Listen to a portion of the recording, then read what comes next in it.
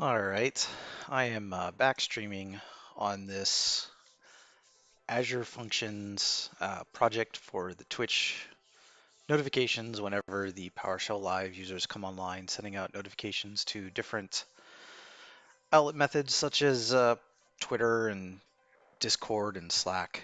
Um, so there was a feature request that came in from Tyler requesting that we have something to uh, send out notifications when a user has an event coming up. Um, and I think that's a great idea. I think it's a good feature to have. So I figured I would look into whether or not it's possible and uh, kind of live stream while I'm doing it. So that's where we're at now. Before I get completely into that, though, there was one thing that came up uh, after I finished streaming the other day, and that is that I had a slight configuration issue. Um, in the so Ryan Yates added his stream to the PowerShell Live list, and I was setting him up for all the automation, and I noticed that it failed um, to register. It kept on queuing him and not actually doing it. And when I looked, it's it was basically like sending the wrong base URI to the endpoint. So I still had this set as like test something or other, and that was resulting in new registrations not to go through. So that's okay. Um, no big deal there. I just fixed this Twitch webhook base URI configuration and redeployed the entire application, and it worked fine. So that was really the only change that I made between now and then, besides also adding um, another user to this, Brett. Uh, Anyways, let me check out master here so I can get back to sanity and a good starting point. Pull in all the recent changes. You see there's where I added Ryan and Brett.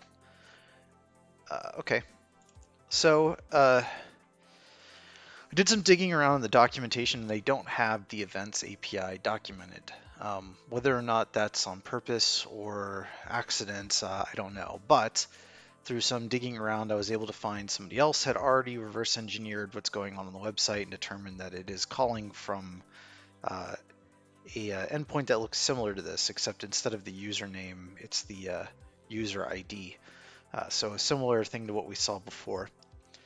So I've got some secrets to prep here, but this is what it looks like. The problem being that I can't just use the stream ID, just like what we discovered before working on this. You have to use the actual ID. So I'm going to reuse some of this code that I have in my registration subscription stuff. I had all this set up to create a new Twitch app and get the auth token and get Twitch user, which is the important piece here. So I'm going to do this here, create a new Twitch app, and then get my Twitch user account and watch it fail. Oh, I need to actually import all these functions first.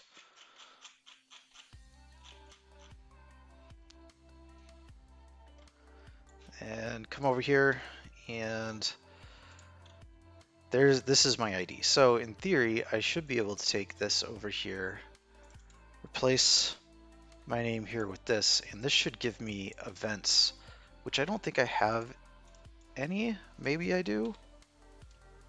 I don't. Um, so let me go and add an event right quick, just for testing's sake. If I go over to Firefox here and I go to my Twitch channel and try to very quickly get into the dashboard. And is it under channel? I can never remember events. Here it is. So I'm going to add an event and just do testing and start date.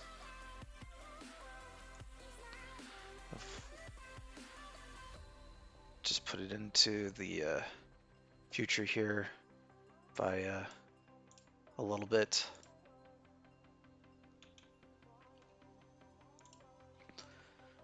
And choose good category here.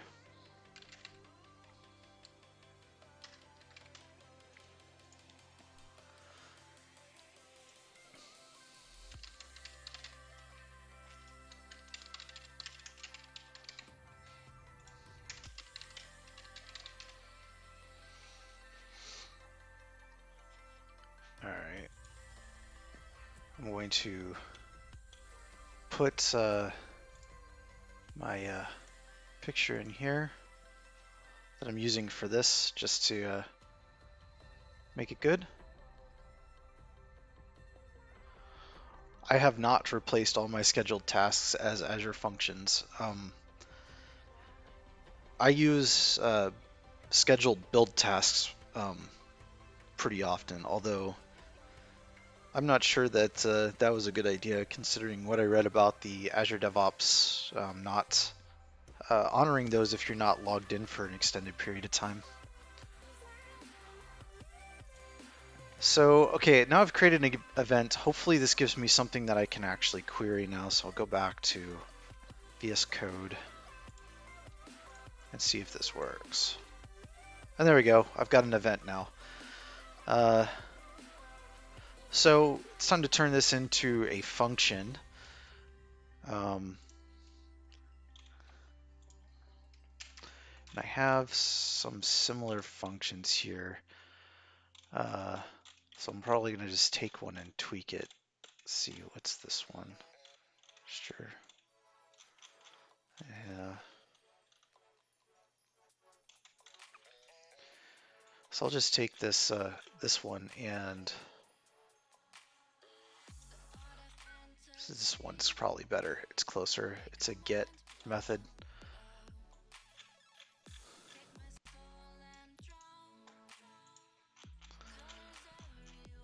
Down here, create this as get Twitch events.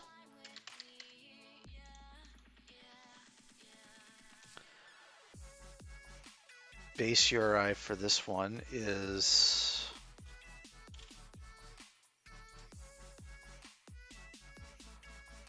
B5.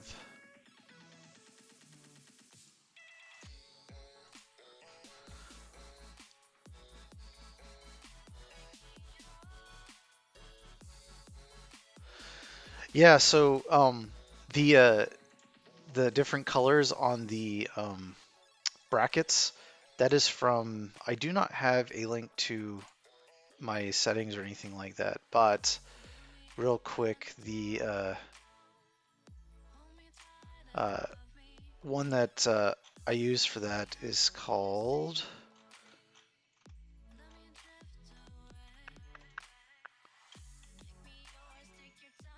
and Firebase Markdown link Kubernetes. Where's it at? There's bracket pair colorizer is what it is. Really helpful for figuring out what's matched up. You're welcome. So back to the code here. Get Twitch events. The base URI for this is going to be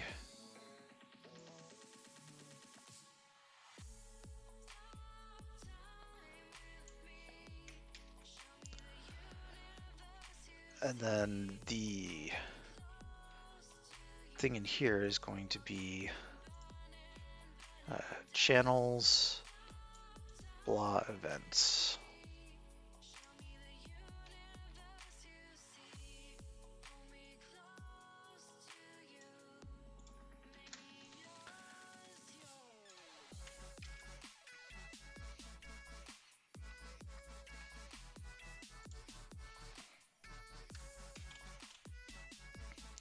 change this one to, instead of first, I'm gonna steal from up here for stream name.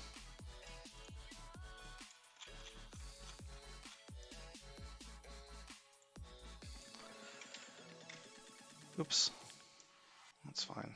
Get rid of all this extra.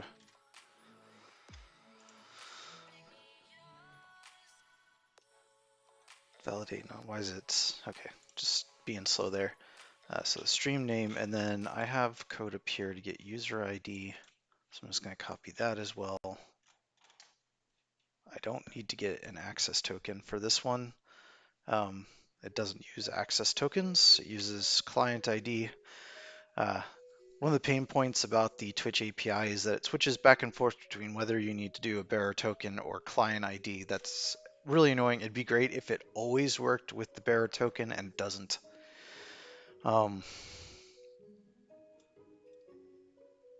C'est la vie. So this is a client, I'm thinking back and this get one was probably not the best because this is actually closer. Just I'm gonna copy this in here.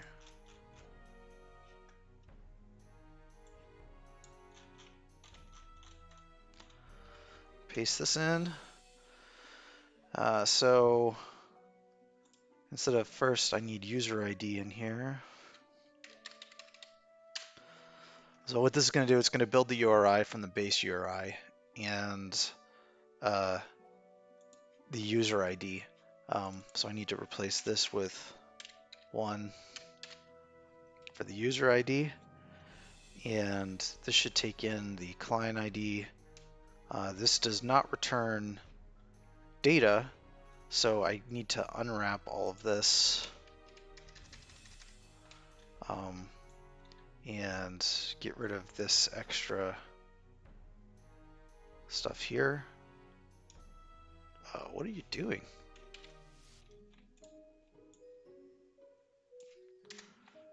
All right, so this should give us a function that I can pass in a username with, or stream name rather.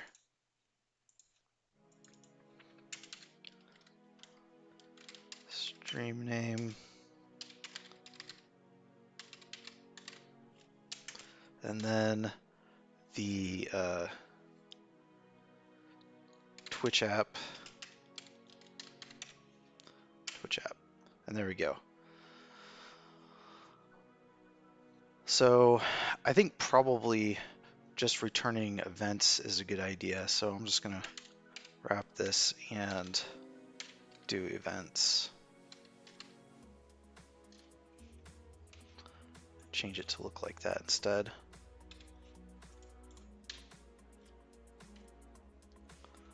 Do this. So this is what we get now. We get this kind of object back that's got some information about its start time, time zone ID,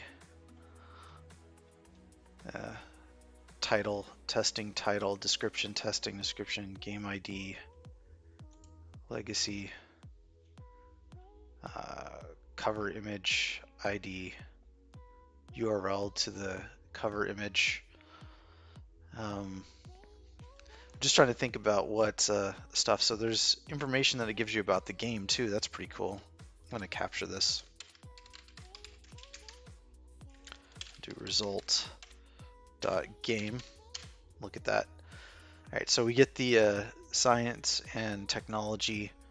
So we get some extrapolated information about the game, but I think the most important piece of information for me is the start time and the title, because description might be too long to put any of these notifications and anything like that. Does this have a link to the event? Because a URL to the event would be awesome. I might have to construct it. So let's see. I go back to Firefox and I look at this event. So it's events and then it's this event ID. Looks like it is. So the ID that it gives here is what it just appends to the events URL. So I can construct the event URL and do that. So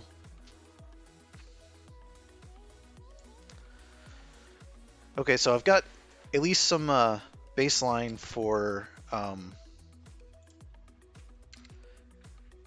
getting how this would work inside functions. Verified at least what it looks like. It's a little bit easier for me to figure out how these APIs work with PowerShell first than it is to try to dig into C#. If the endpoints were defined with something like Swagger or something like that, I could pull in all the data models and whatnot. But Twitch doesn't appear to have a open API spec or Swagger, whatever they're calling it these days. So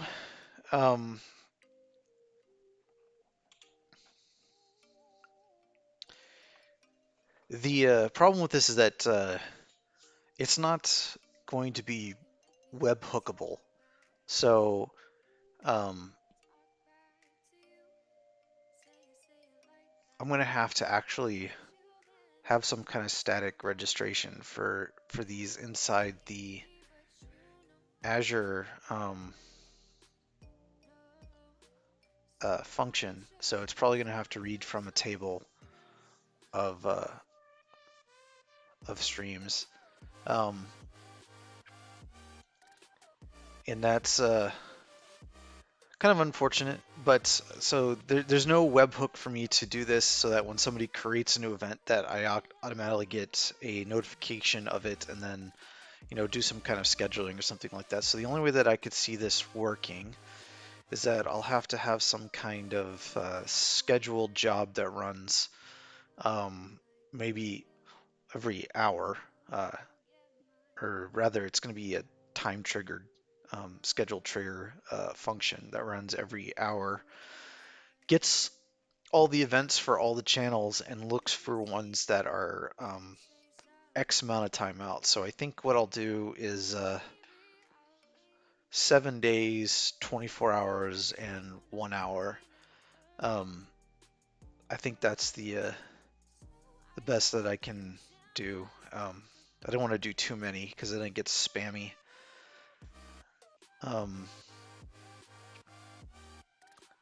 It's a little unfortunate that they don't have a webhook for this, and it's also unfortunate that this API is not documented, and the risk of writing automation against undocumented APIs is that they're subject to change, right? Like, there's no real contract with you that this is what you're always going to get.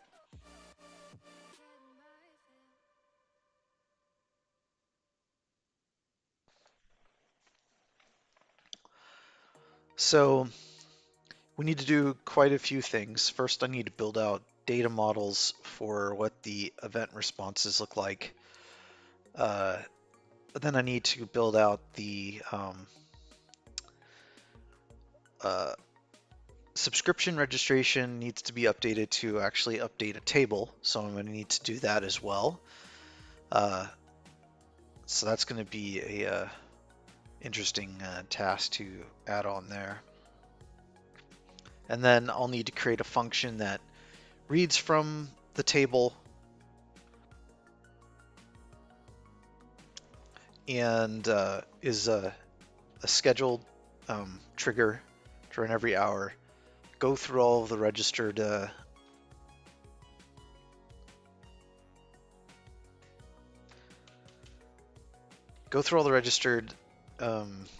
channels, Twitch channels, and then queue those up. So I'll need a separate one to like go out and get for each one of those and look to see if they've got any events. And then if the events are between whatever time, another function to then send out notifications for these events. So it looks like I'm going to need a couple of functions to deal with this, a new table, and some additional changes to the subscription registration function. Maybe even another function to take care of this so that it's kind of separate.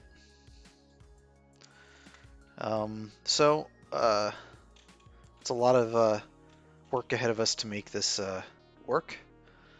So we probably won't get this all done today, but it's worth a shot.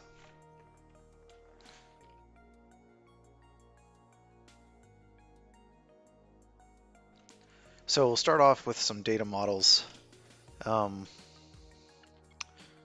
In my source folder here, in models, need to create a new one. So the outer thing that we get is like a Twitch event response. That's what I'm going to call it.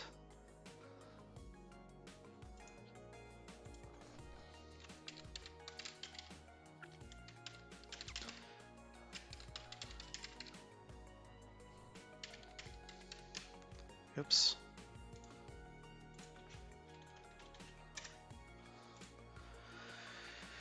And this had, if I go up here and look, it has underscore totals and events is the two pieces that it comes in. And events looks like it is an array of events.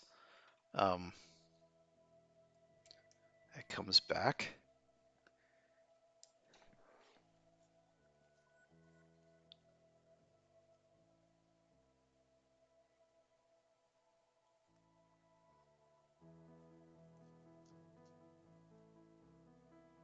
Right. No, I already do that.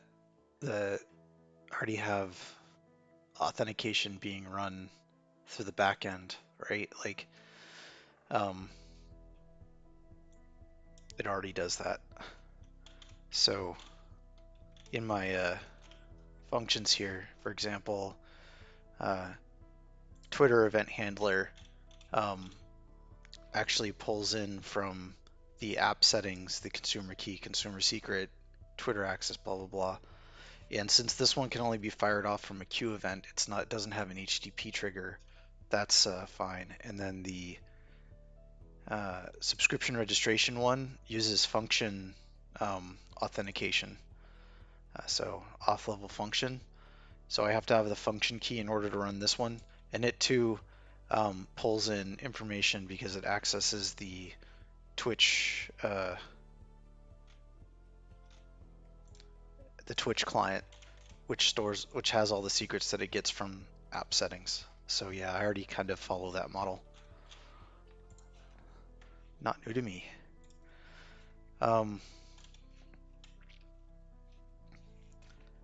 So this is a good way to start this one off, except this one is going to be from my namespace. And it's not that, it's called Twitch event response.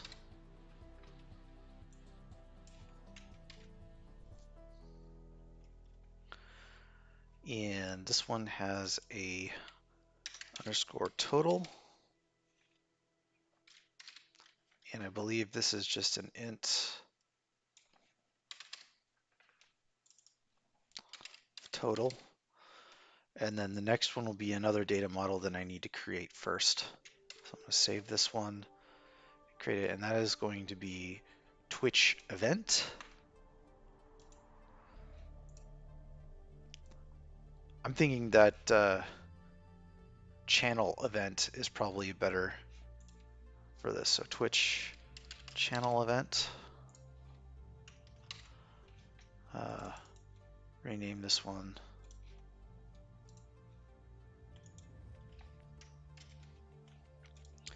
So we have the event response, which is the outer wrapper, and then inside there are Twitch events. So another model here.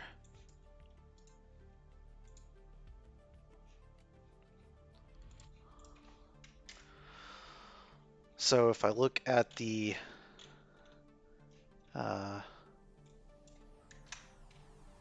before I do too much with this one, save it, go back here, and this one is it's called events. Is that what it was?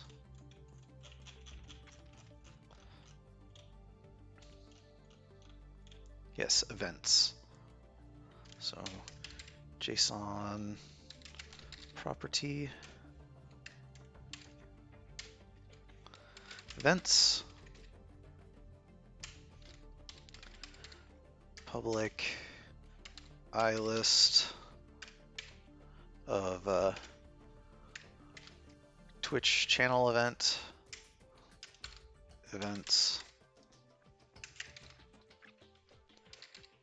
get set.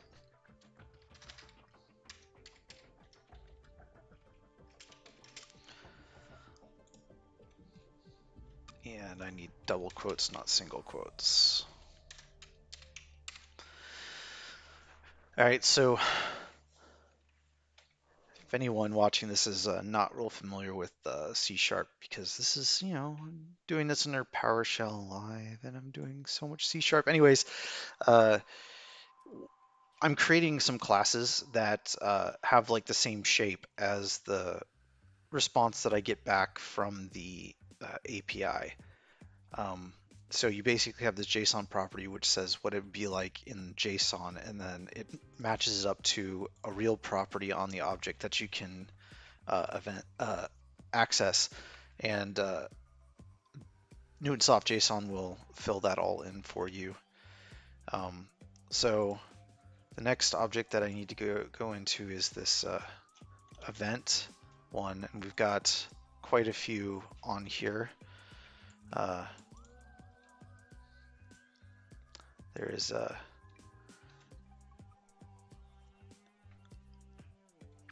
first is ID.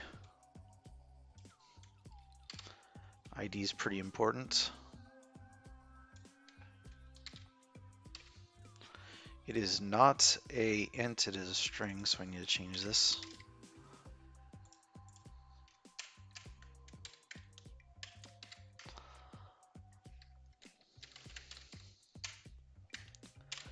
Go here, owner ID is next.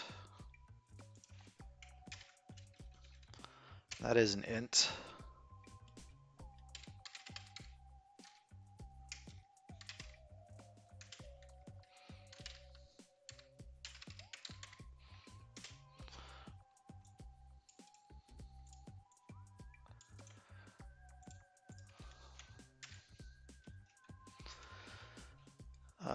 Next one is going to be channel ID.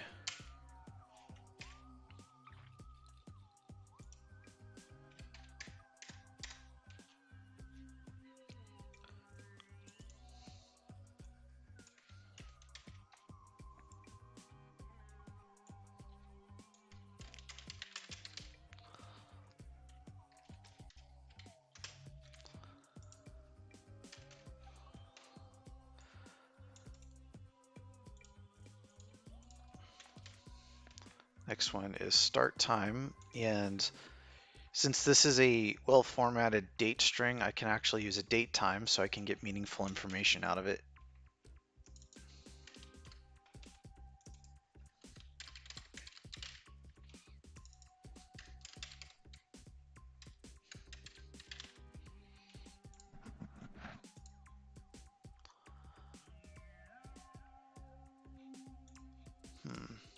I need using system added here, so it recognizes the date time.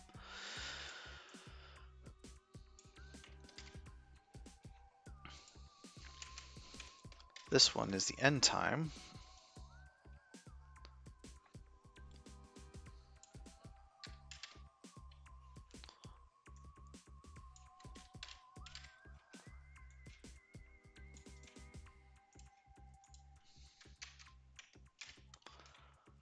This one,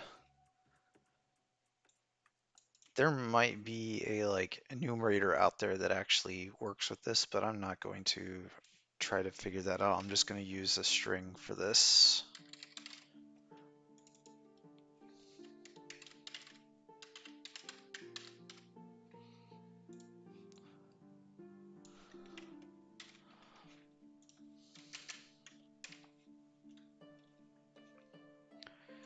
Title. This one's pretty important. I need this one. Language.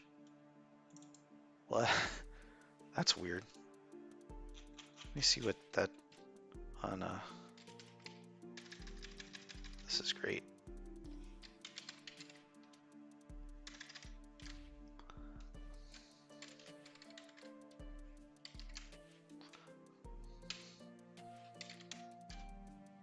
Okay. Just had some jitter in the thing there. Language legacy. I don't know what that means, but we'll include this as a string here.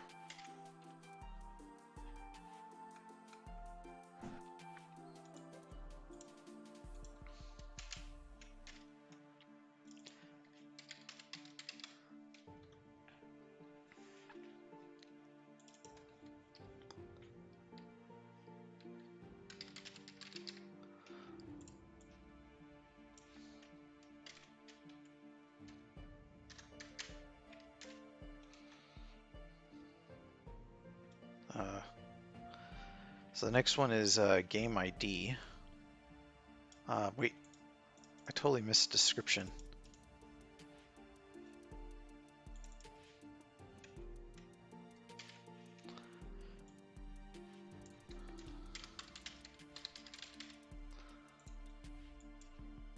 Make sure I have title uppercased. Move this up here.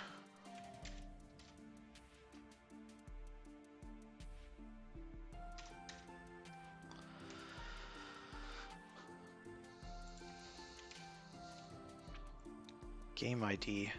I'm pretty sure game IDs are ints, so I can just use int on that one.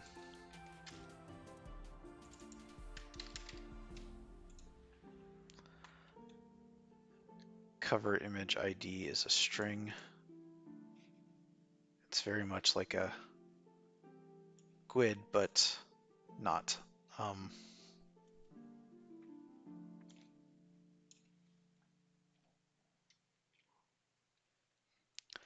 going to move game ID up above language so that it's closer to what the return object looks like. And move on here. Cover image ID.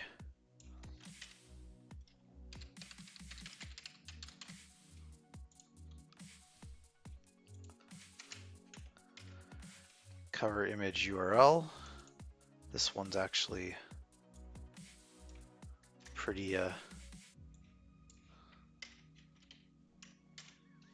useful, maybe. So what I might be able to do is that if there is a cover image URL, set that.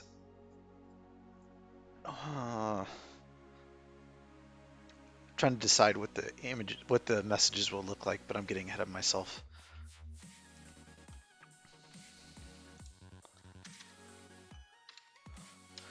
I could probably set this as a URI, but I'm not sure if it would be null at some point, and I don't know if null URIs work very well in C#, so I'm just going to leave this as string.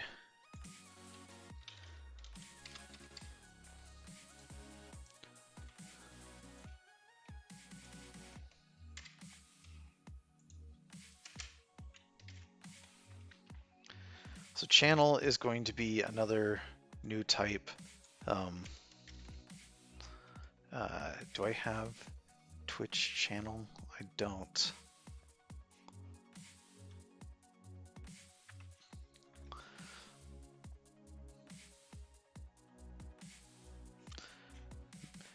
I'll have to look at this one, but I'm going to just call it channel for now. The channel looks like this.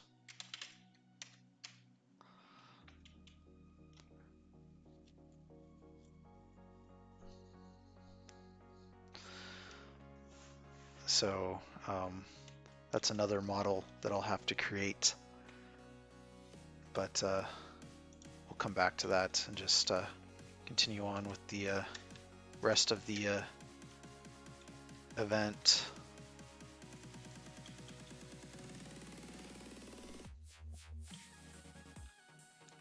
Channel game is another one, and extensions.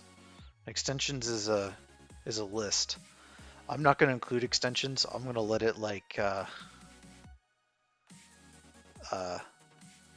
if you leave off a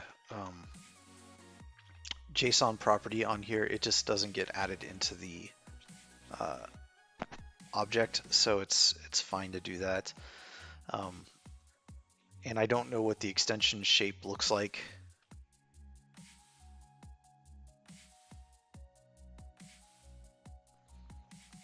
I could probably research and figure out what this what that looks like, but that's all right. So it's going to be the same thing for game then. It's a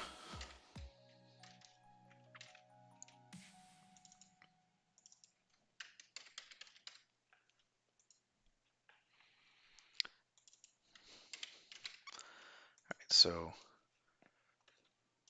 we need a new file, and this is going to be Twitch channel.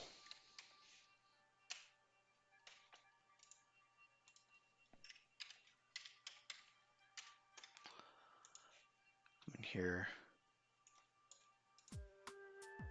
copy this.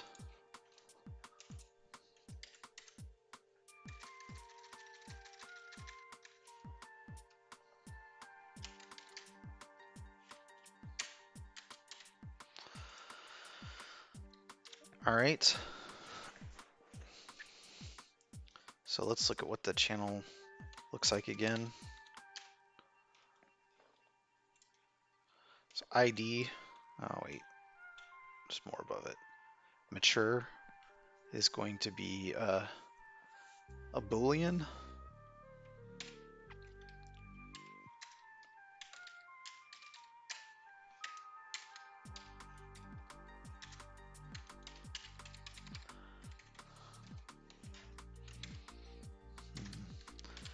Public bool.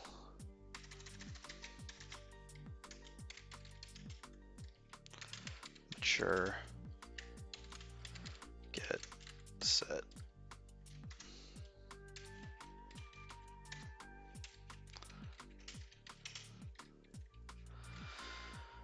All right.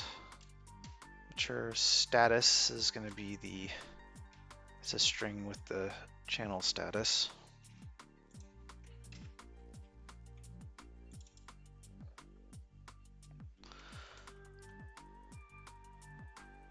Just look at this one.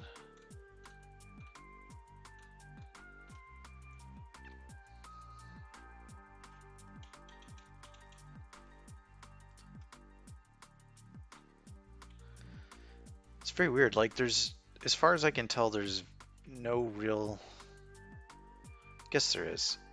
I'm trying to figure out like what the difference between a user and a channel is, but whether or not they are distinct, they appear to be distinct. So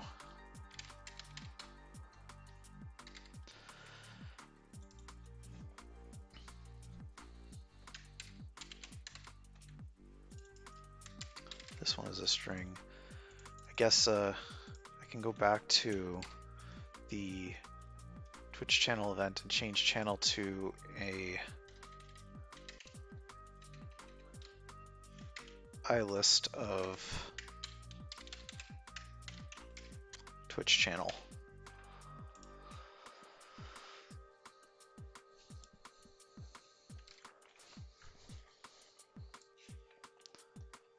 And then broadcaster language is a string.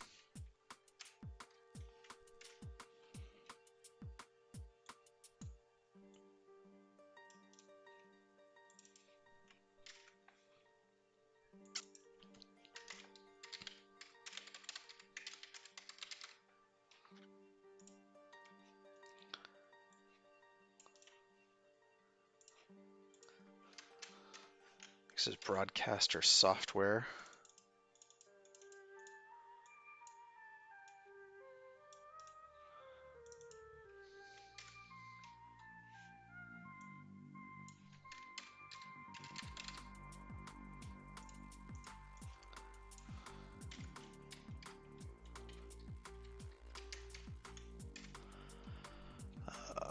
Game.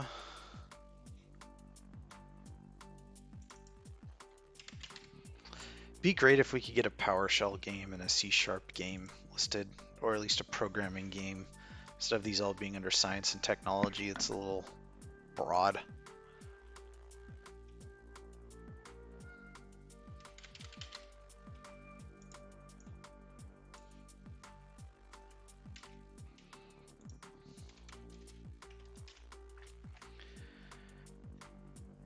Game.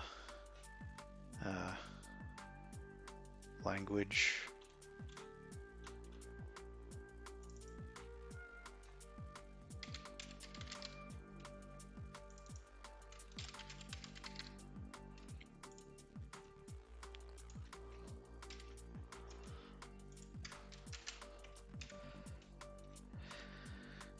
ID.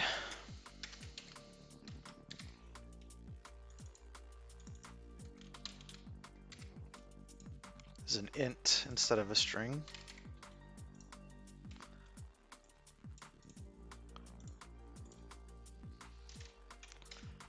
And then name.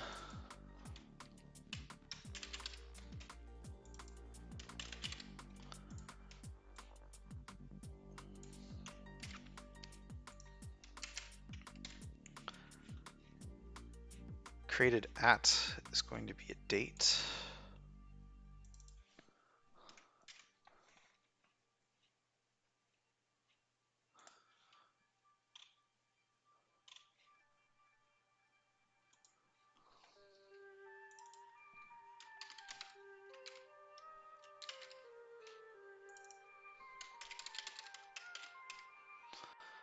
Need to add using system. Updated at.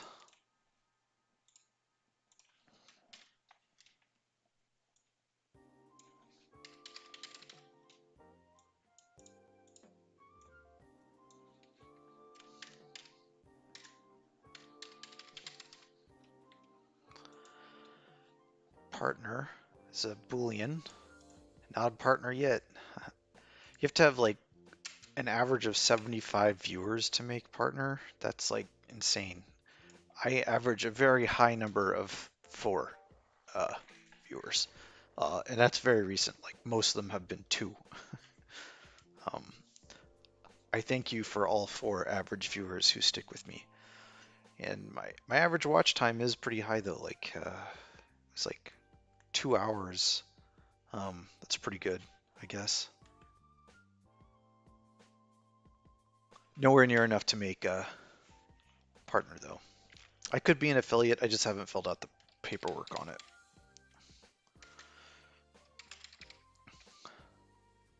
This one's bool.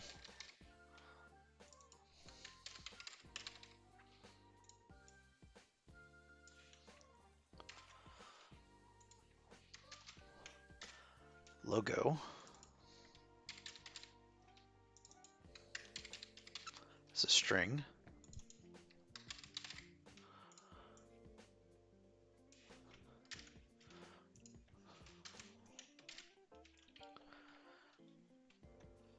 Video banner.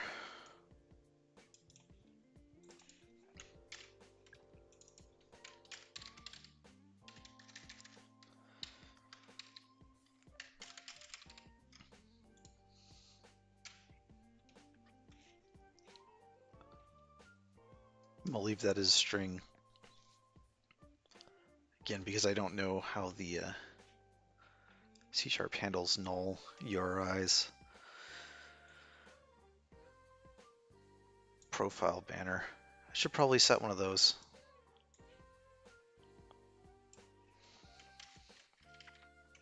I have to create one first, and I'm not the most artistic person.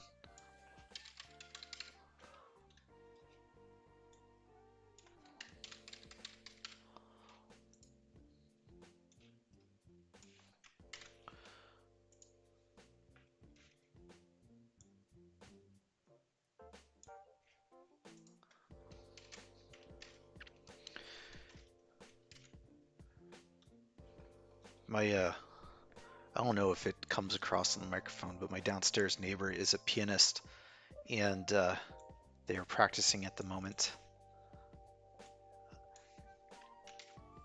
It's actually kind of nice.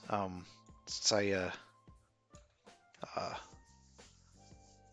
kind of like the noise, and they're a decent pianist, so it's always good to hear them practicing.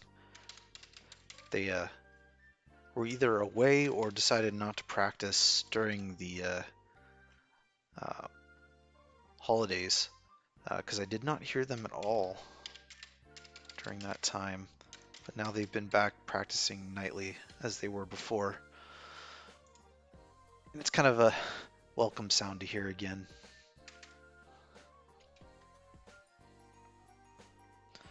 Now URL will definitely always be fulfilled, so I'm gonna keep that filled in.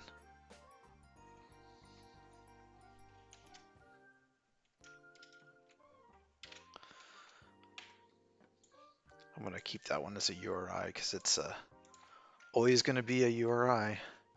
It's always gonna have something in it. You can't have a channel without a URL. It's not possible. So.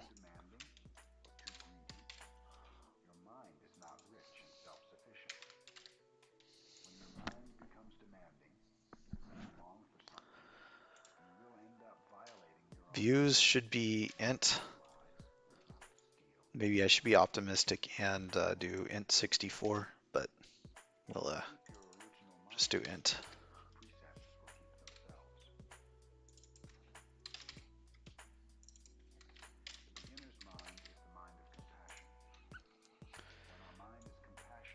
Followers, 103 followers. That's pretty awesome.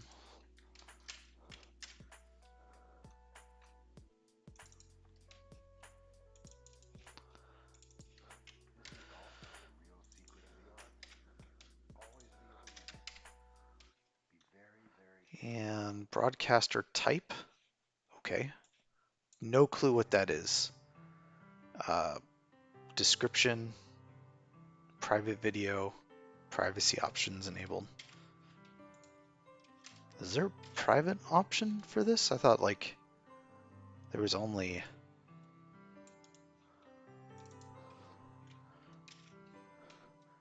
String is probably the safest thing to do for a type that you don't know. The only time that it messes you up is when like it's actually an array or an object. It's really hard to tell when it's null what it might be unless they actually like populated it with an empty array.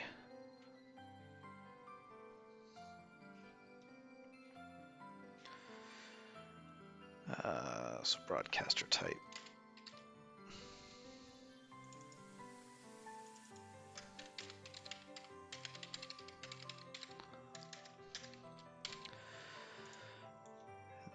Then description, which is empty, so who knows what that is. I thought I had some kind of channel description. Maybe it's something I missed somewhere.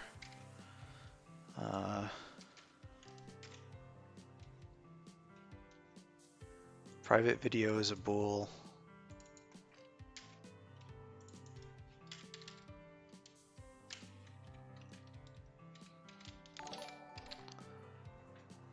Thanks for the follow. I appreciate it.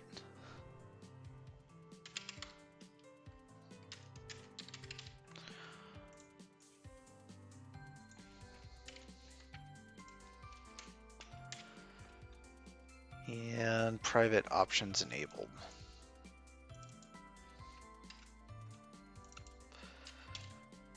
Privacy options enabled. Okay, so that's the last of the channel type. So the next one is the game that we need to build out. So that should be Twitch game.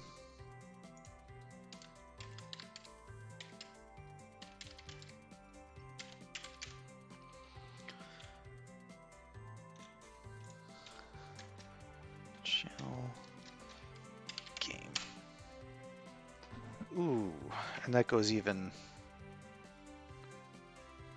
more in depth. What's box?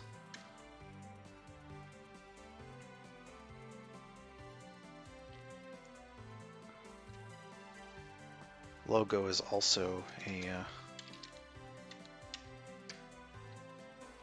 large, medium.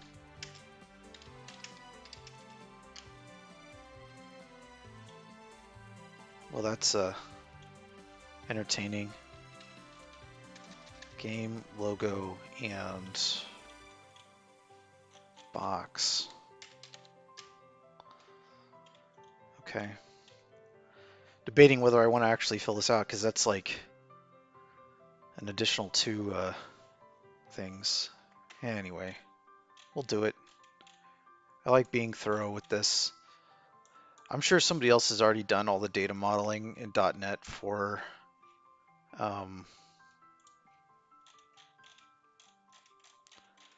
Twitch, and I'm sure that I'm like just wasting a lot of time doing this myself, but I did some diligence and looked around, and I never found anything complete enough.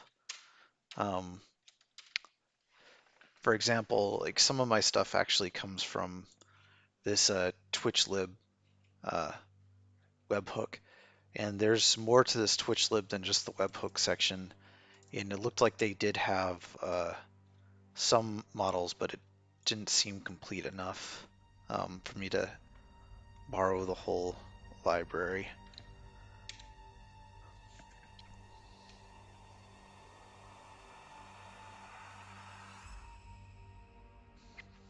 So, Twitch game has a name.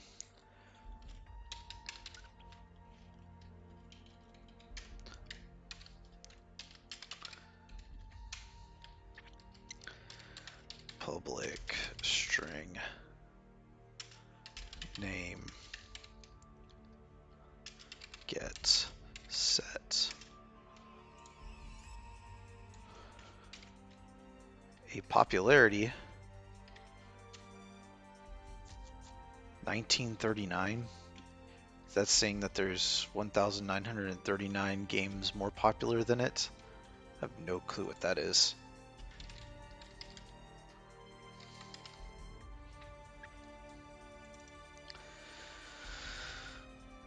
If that's the case, everyone who's doing science and technology streams, I salute you.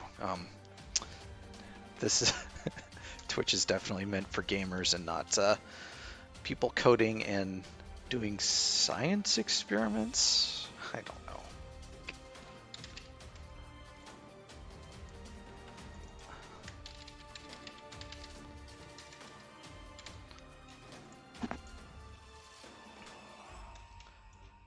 An ID, which is also looking like an int.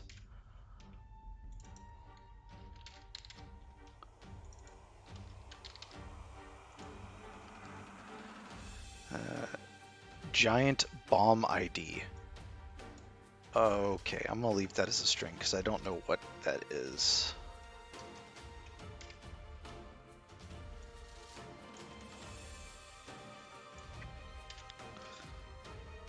I get a feeling like if I knew more about Twitch and the gaming side of this, I might understand what some of these things are. Instead, localized. Well, that's not very helpful. Maybe if I provided a locale, it would give me a localized name. Anyways, giant bomb.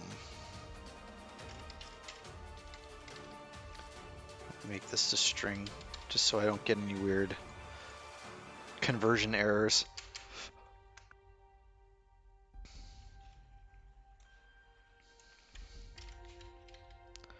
So box and logo are a like image set.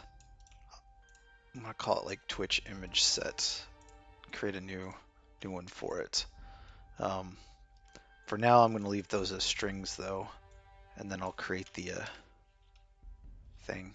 I guess while I'm doing this, I can go back to Twitch channel event and change game to a iList of Twitch game.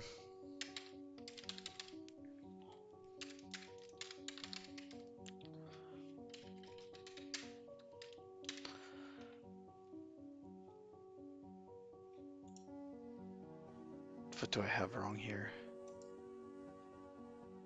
Oh, I removed the name. There we go. So Twitch channel event's done. I don't have to go back to that. Box and logo.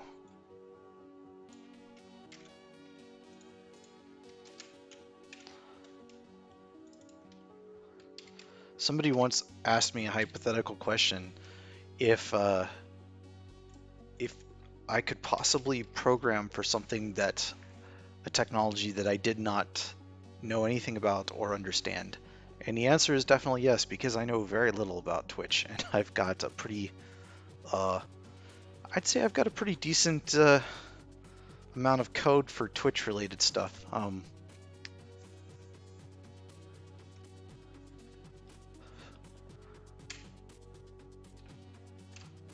So really, like, the context was about automation and whether people could automate in knowledge sets and areas that they do not know a lot about. And my theory is that automation skills are way more important than actual knowledge of specific APIs, because if you don't understand how to automate and what the caveats are of doing so and what to look for and how to make it happen, how to make sure that you've got error recovery, proper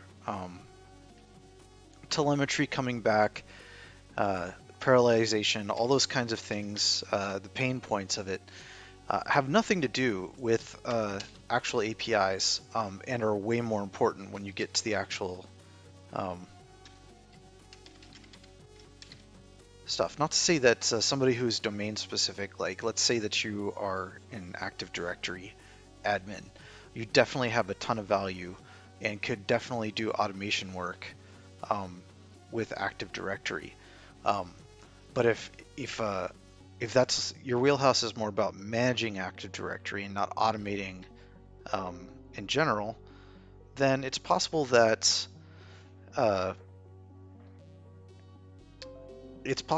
you could automate Active Directory work and then move into generalized automation. But if you know automation, you could come in and learn the Active Directory APIs and you'd actually be more effective. I guess that's not always true. I guess it really depends on the technology, but so far I haven't found a technology that's too difficult to pick up and automate on. It's like, point me to the API, point me to the documentation, and I can automate something on it, whether I've worked with it or not. All right, so box and logo are shaped like this: large, medium, small template, large, medium, small template. And I'm going to call that Twitch image object. Twitch image. Just call it Twitch image. That's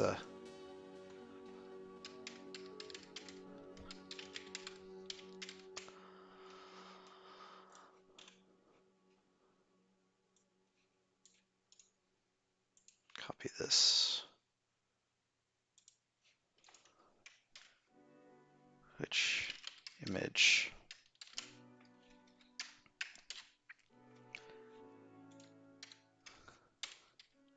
JSON property.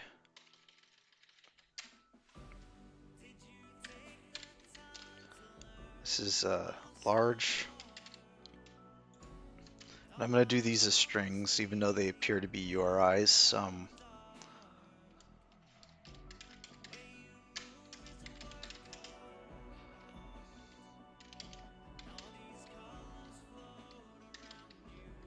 I cannot type large.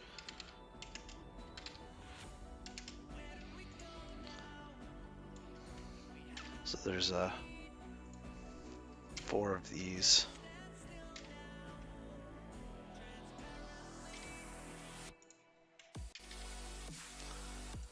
Large, medium,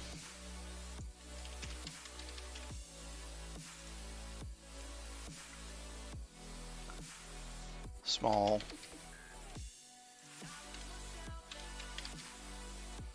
template.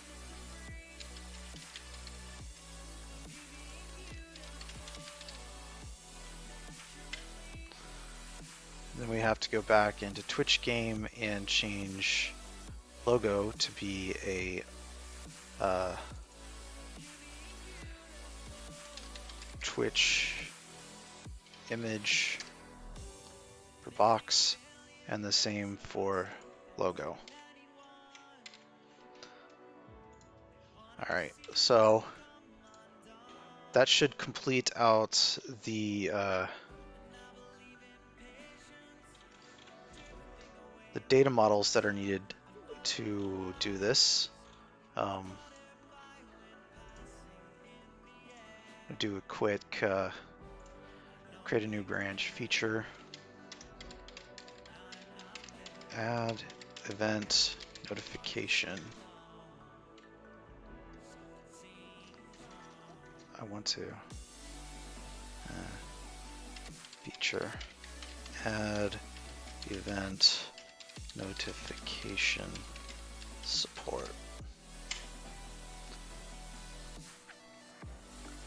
And then just looking at these changes here, I've added this function in here, added the Twitch channel model, the channel event model, channel event response model, Twitch image model, and the Twitch game model. And those are the changes here, so I'm going to do a quick commit.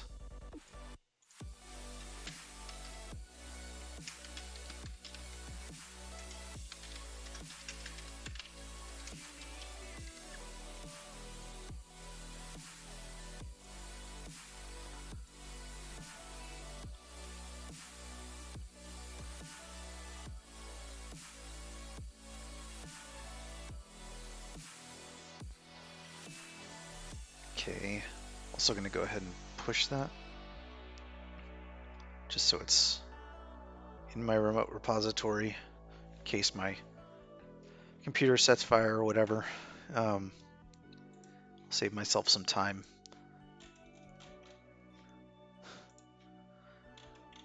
And okay, so models are done. So I think the first thing that I want to tackle is adding a table for subscriptions. I was really hoping that I would not have to store as much data as I'm having to in a table, but it looks like I just can't get away with it. So the first thing I need to do is add a new table, and this is going to be Twitch subscriptions.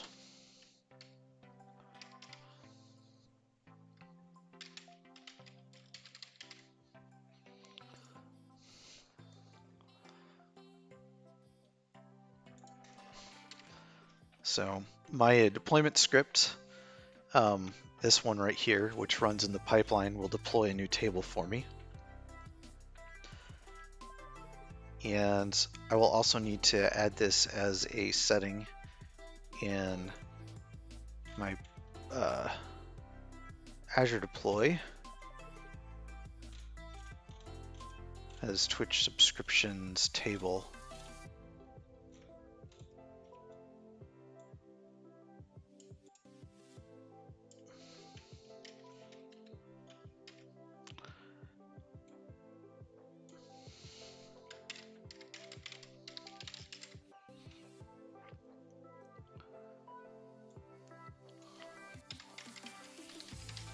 So this will be used as part of the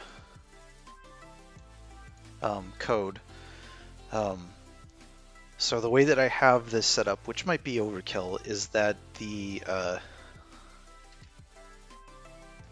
Uh, app setting determines which table is used in the code. I use the app setting instead of a static string, and then that way I can have I can move around this and my code won't have to change. If I change a table name or something like that, I don't need to go back and edit my code. I do have to edit the setting for that if I were to do that, but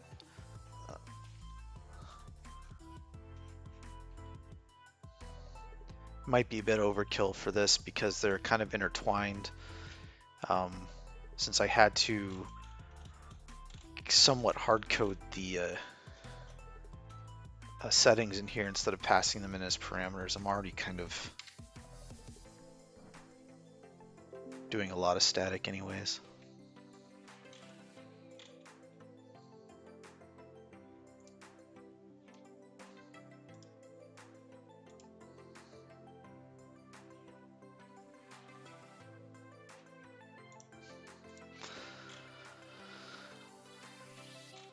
All right, so that gets the table ready, at least saved in the infrastructure. So I'm going to do a new commit here. Just look at these. I added this. It's very weird how it did it this way, but that's fine. Twitch subscriptions looks good. Storage, Twitch subscriptions, that looks good. All right, so do a new commit for this.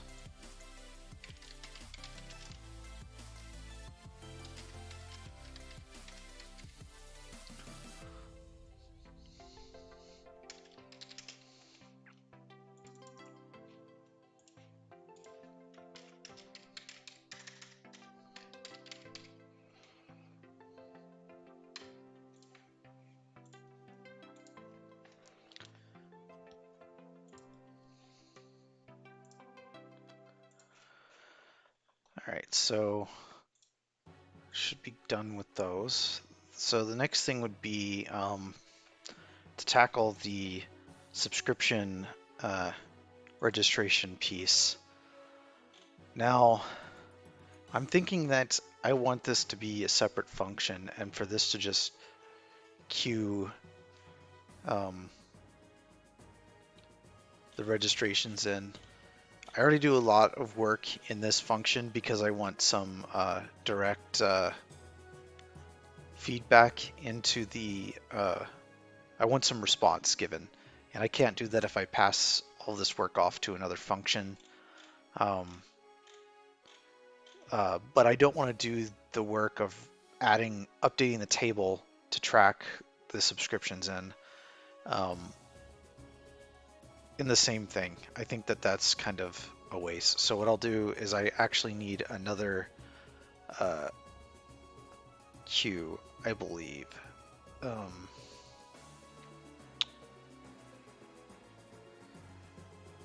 I think that I'll just want to queue all of them. So we'll add a new queue here as well.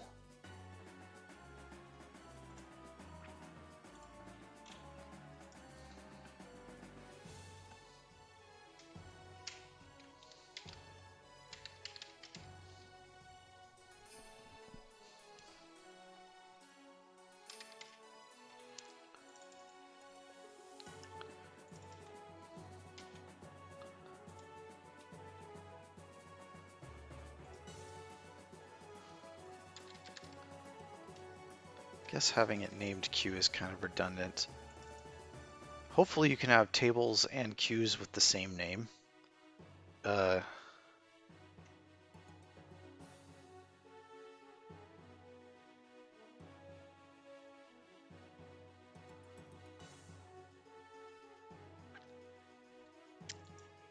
right. So I need to also create a setting for that in the app.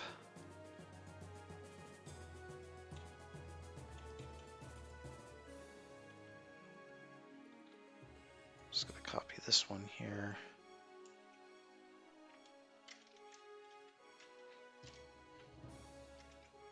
Oops.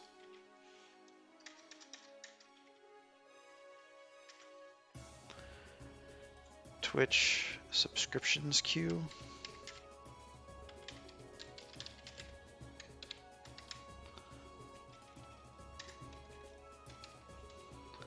And that should match this right here.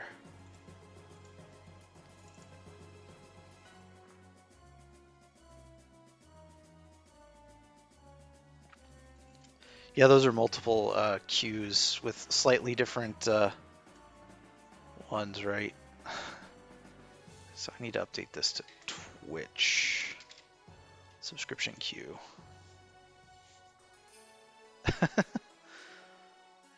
Now, if you think that I'm doing something wrong, definitely call it out. This is a exercise in collaborative programming, right? So don't be embarrassed to speak up. Yeah, and even if you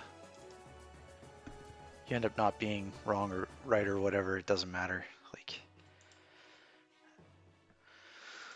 I appreciate it anyways, is what I'm trying to get at. So Twitch subscriptions queue, Twitch subscriptions matches that. So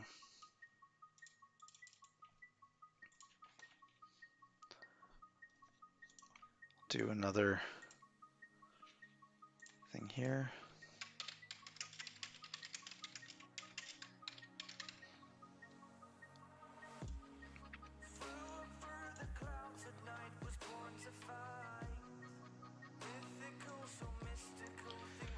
All right, and I'm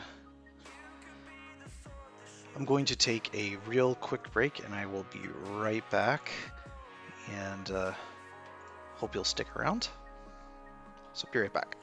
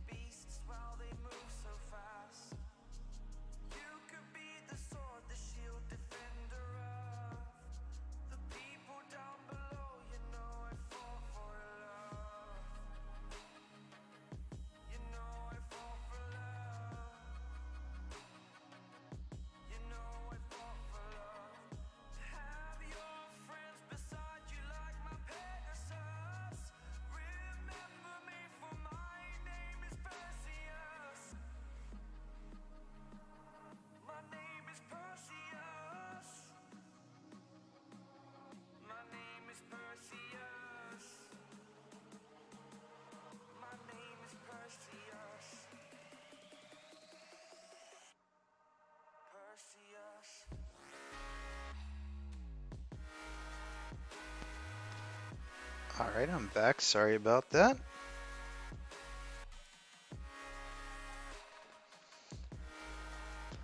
So my thought process on this is that my subscriptions JSON is going to continue to be the source of truth for what is described. That way I can always rebuild this application and I don't have to depend on a database somewhere for this. So I'm going to keep the table very simple.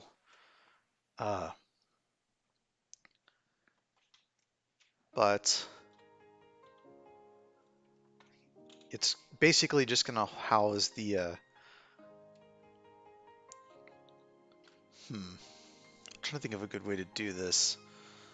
So the tables are, I guess I could just use a single primary key and the row key being this. So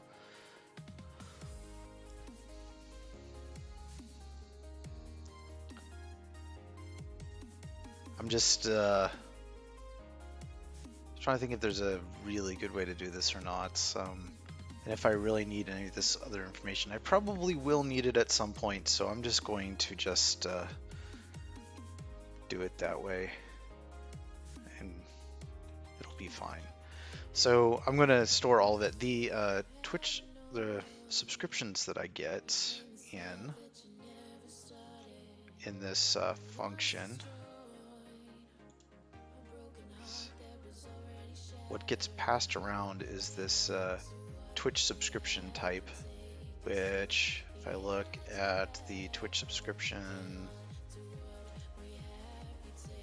it's the Twitch name, Twitter name, and Discord name. So it's the same thing. So I'm thinking that if I store that document directly in the table, we'll be fine.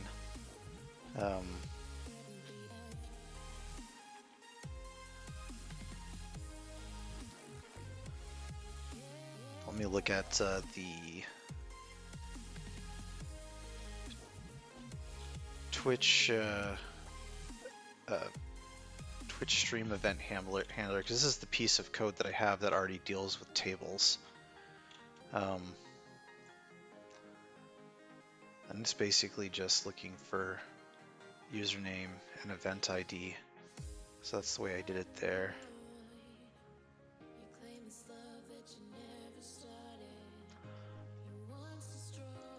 Twitch notifications entry is what I used for that.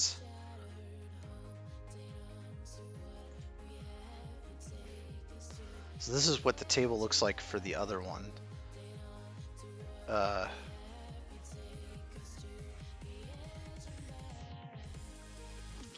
think that I'm basically going to copy this and do that. So it's going to be a Twitch subscription entry.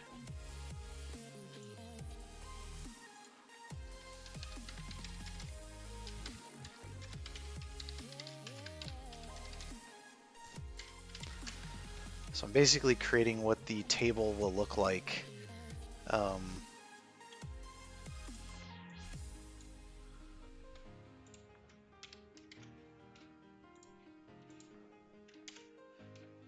And we name this a what?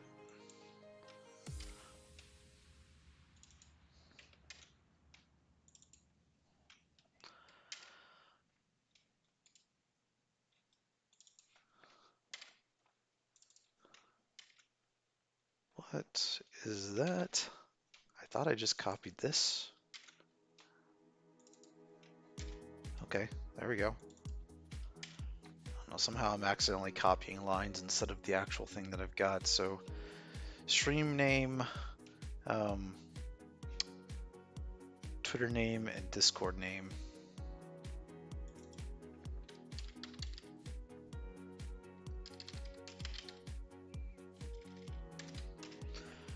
And in the subscription type, I did use string for it.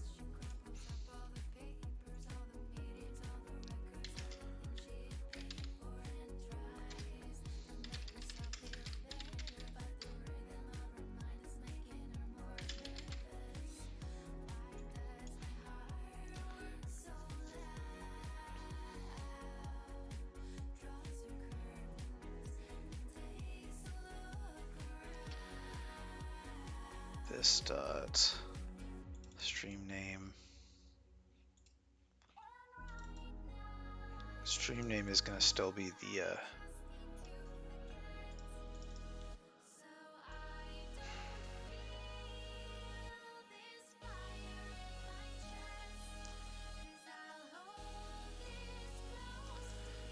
trying to think, like, row key needs to be a string.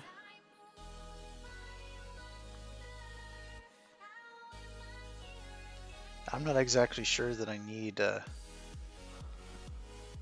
multiple partitions for this. So I think instead of the partition key being the stream name, I think it's just going to be I think I'm just going to use a single partition for all of these.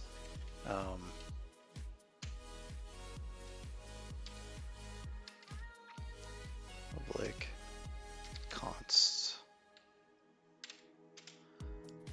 string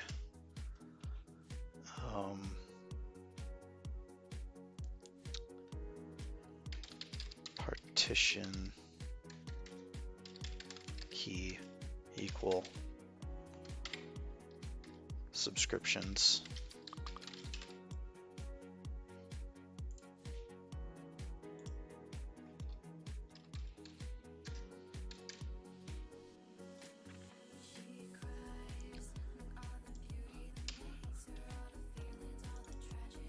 And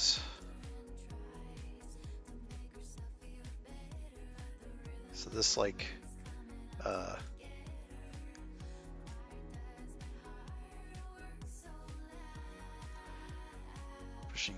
pushing key value, we'll call it that.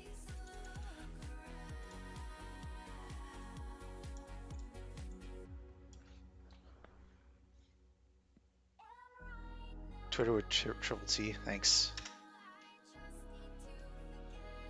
Got it, it's awesome. So this is going to be partition key value. I'm basically going to use a single partition for all of these, with the row key being the stream ID with the stream name.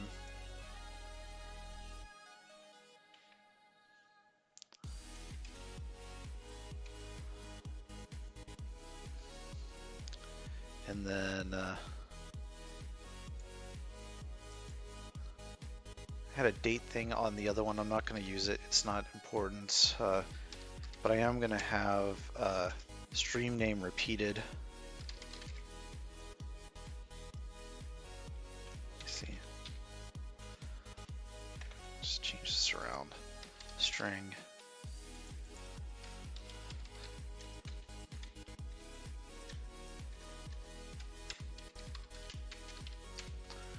Stream name.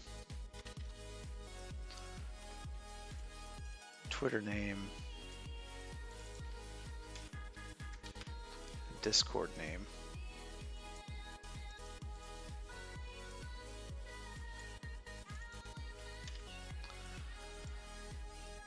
And also set stream name to this. And Discord name.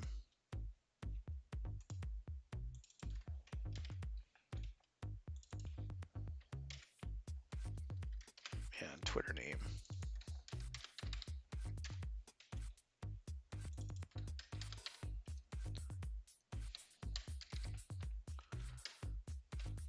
Also going to create an overload for this one that takes in a Twitch subscription.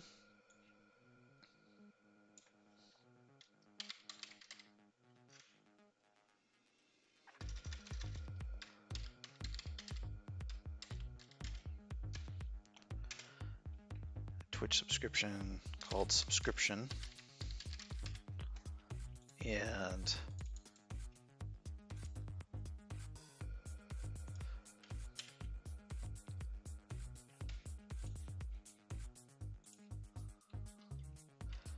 the dot stream name or Twitch name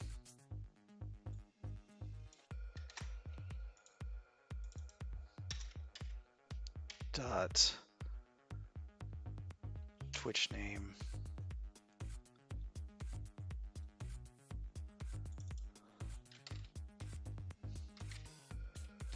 dot Discord name and dot Twitter name. That way I can create one of these table entries with just passing in the raw subscription. Hello, Chris.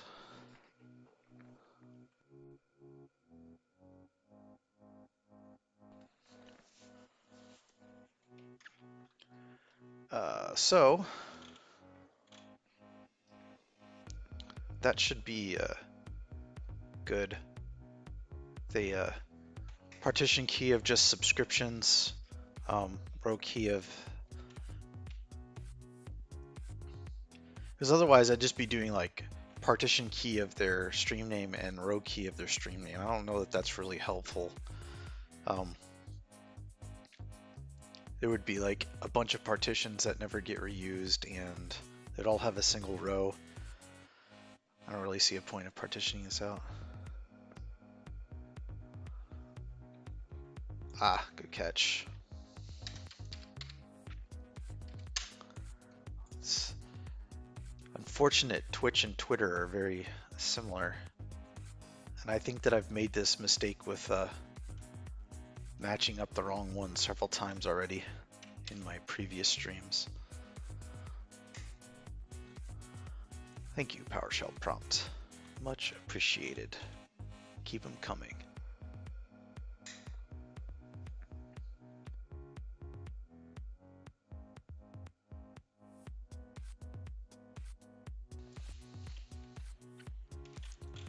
All right, so now I've got what the table entry is going to look like.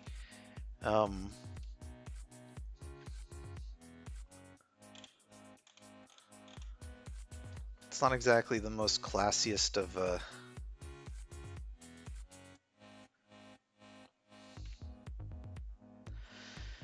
I don't know.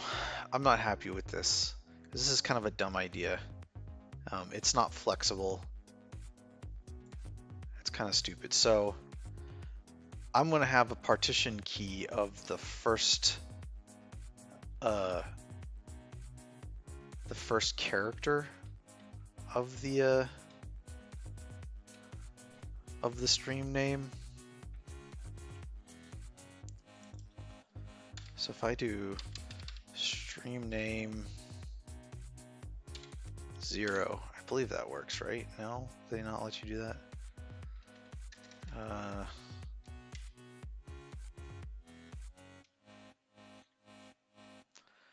guess I can do 0 and then string. Does that not work? ToString? Yeah, there we go. I can't implicitly or forcefully type it, but I can toString it. Whatever, that's fine. So when you index into a string, you get a char, and partition key has to be this. So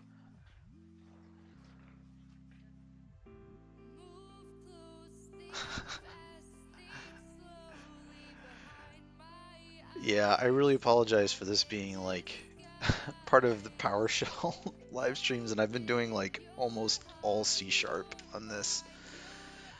I swear I do more PowerShell than C#, but this project was a lot easier to do in C# than it would be in PowerShell, at least until Tyler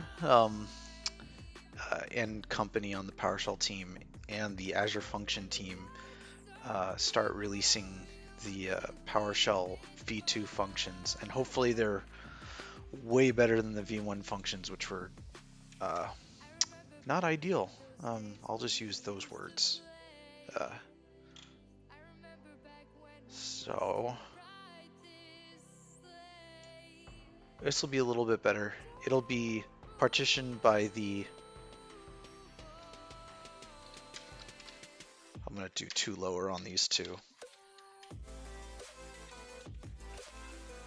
So like the lowercase character of the stream name will be the partition key, and the row key will be their stream name or Twitch name, whatever you want to call it.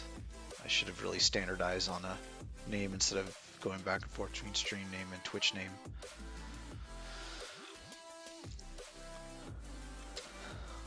That'll be a little bit better. That's a little bit more flexible in case I, for whatever reason, have some extreme growth. And that way I get at least some sharding of the database properly.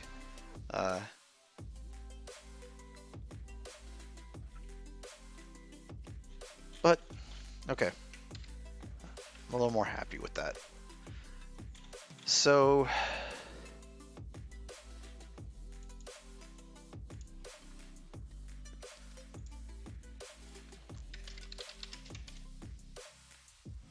I'm gonna create a new commit here.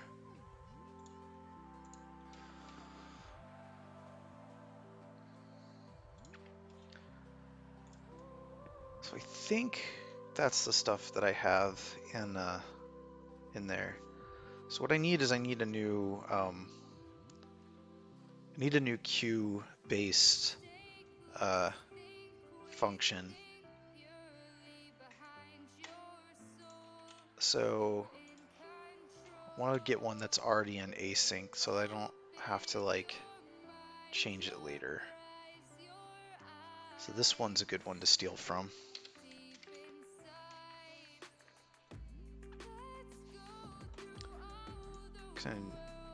New file here.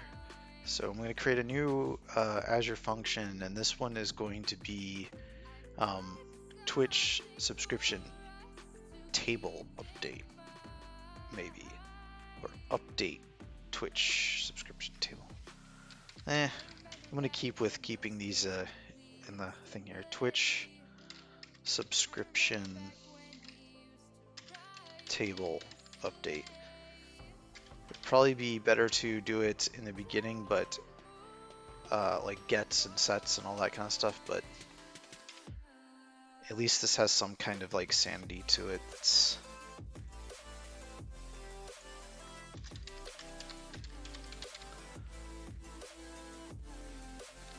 So for the function name, it needs to match what we've named our class here.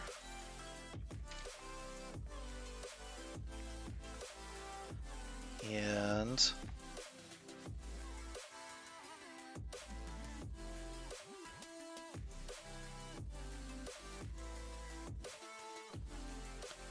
this is going to take in that new queue that we created. Twitch subscription, Twitch subscribe queue. No. Is that what I actually called it? Twitch subscriptions. That's the table. Twitch subscriptions.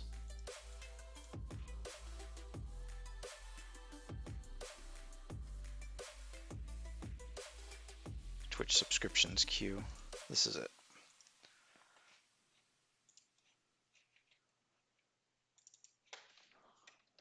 So it's going to be triggered off the Twitch subscriptions queue. The connection is going to be the Twitch stream storage, so that's good. It's going to take in a Twitch subscription, just like the other subscription add and subscription remove.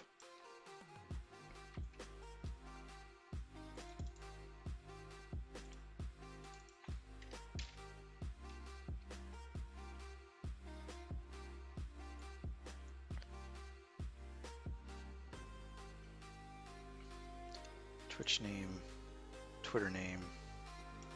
It's good. So we're not going to do this piece. So the first thing that we actually have to do, so this is going to be like a,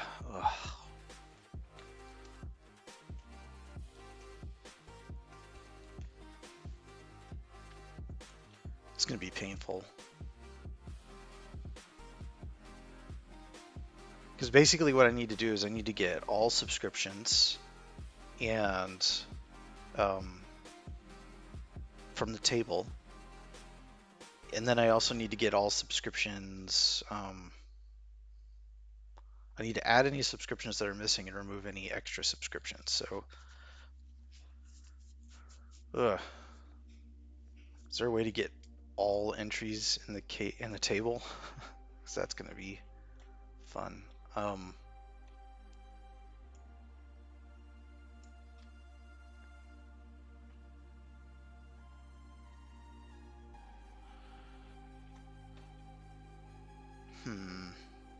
Well, we'll play around with this a little bit. The subscription registration endpoint has, it's not that one. Which one does table lookup? Does Twitch webhook ingestion does table lookup?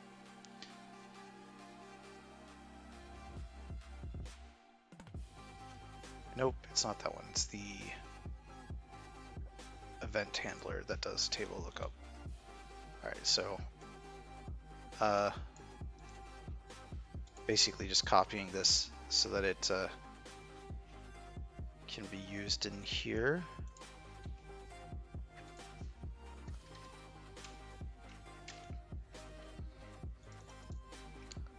I'm going to call this subscriptions table.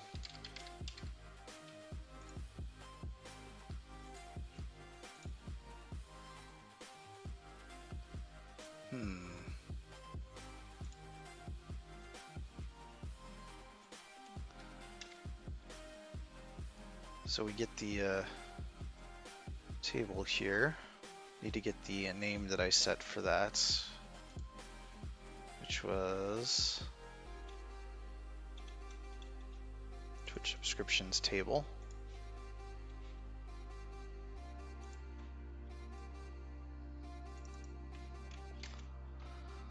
All right, so this will automatically provide us the cloud table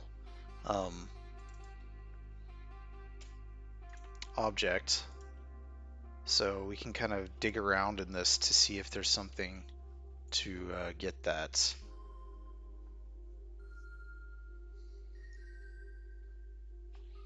Var table rows. Just do rows equal subscription.table dot.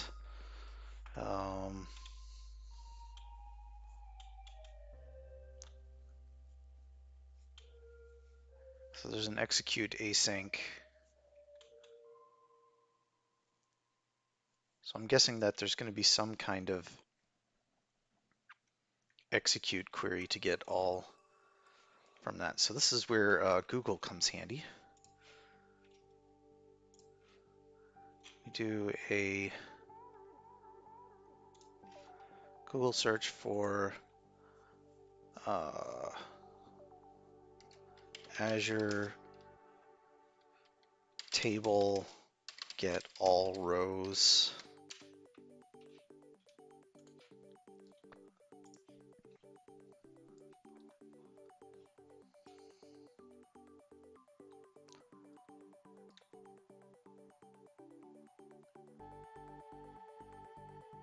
New table query, my entity.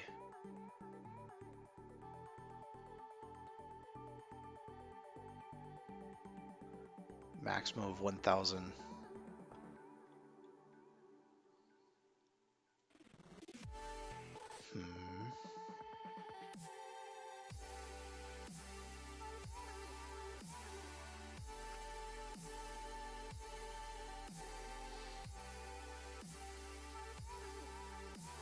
Execute query segment. All right, I'm gonna copy this and then adjust it from what they've got there.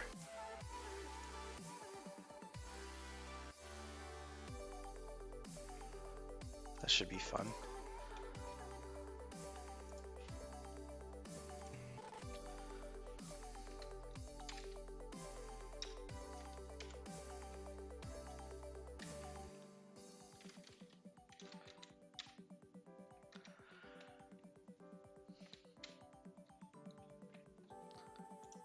Do while token. What is the type of token? Table continuation token.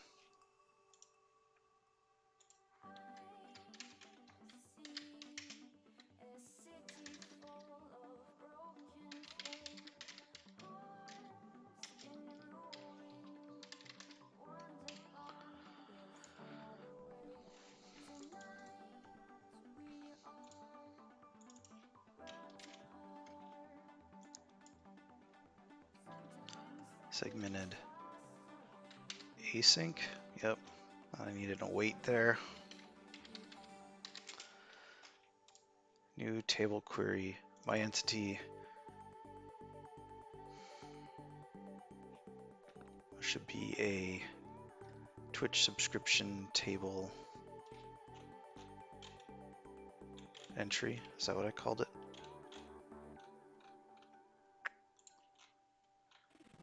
Twitch subscription entry.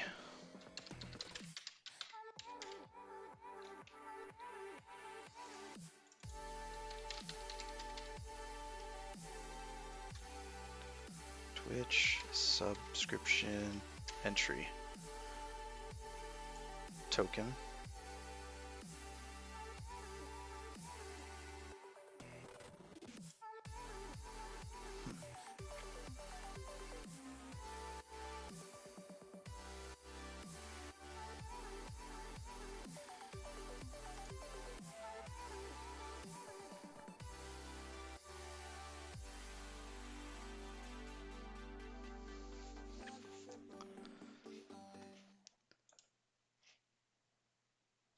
Do what?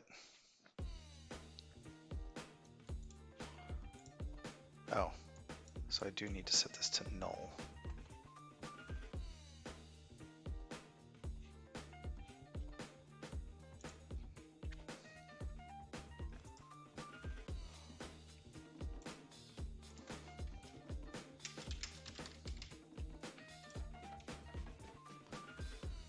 Fire queries on entities, add range. Was that a list that they created? Yeah, it's just a list of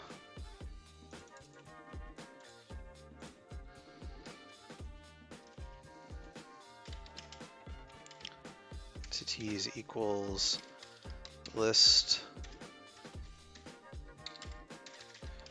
new list of list add system generic list of Twitch subscription entry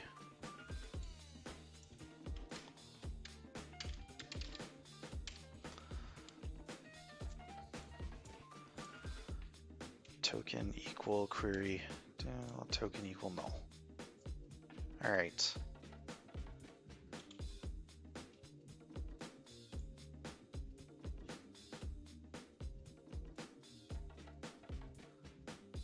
Okay. In theory, this should fill out a list of below the one you read.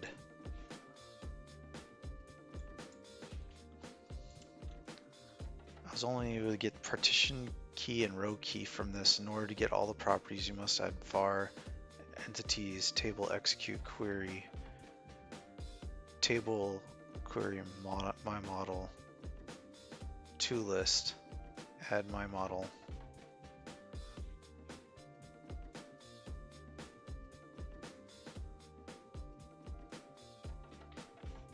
So isn't that what they've already got up there?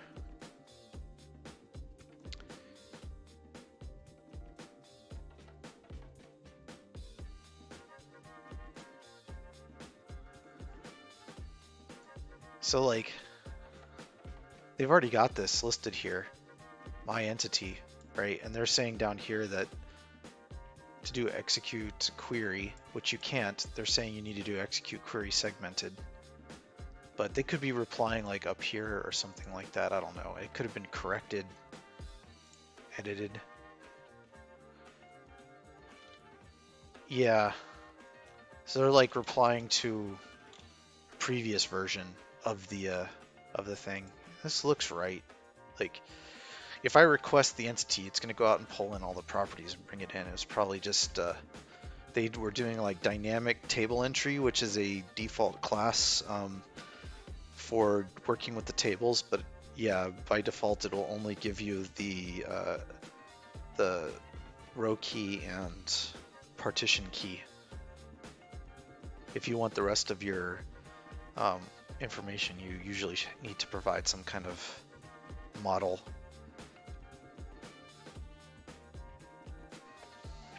So it's looks good. Like, this looks like what I would expect it to. I've never used this execute query segment async, but If it means that I can be flexible and like work with more than 1,000, if we ever get more than 1,000 channels, then I'll be really shocked. But um, at least this piece of the code will be ready if we do. There's plenty of other pieces of the code that'll break if we're not. So this will give me a list of all of the Twitch subscription entries.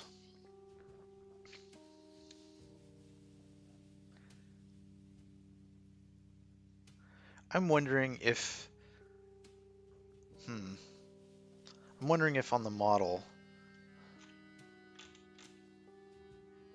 I can actually use a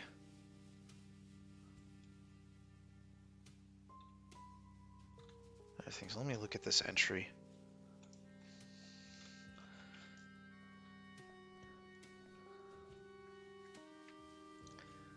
So I'm wondering if I can use a Twitch subscription instead of these right here, because that would be kind of painful. Twitch subscription entry.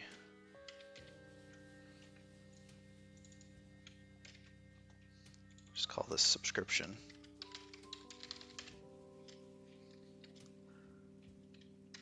Thought I had that all highlighted. I did not.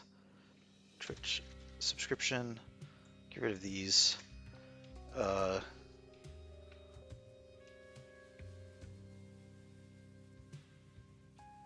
This is also not completely done anyways.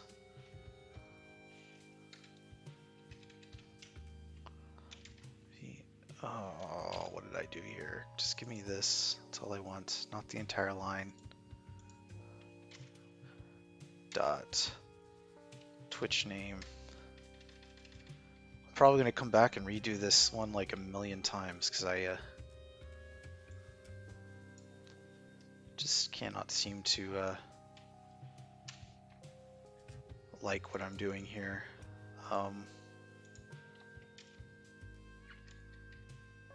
This is called subscription.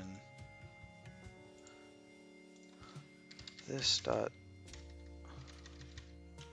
subscription equal new Twitch subscription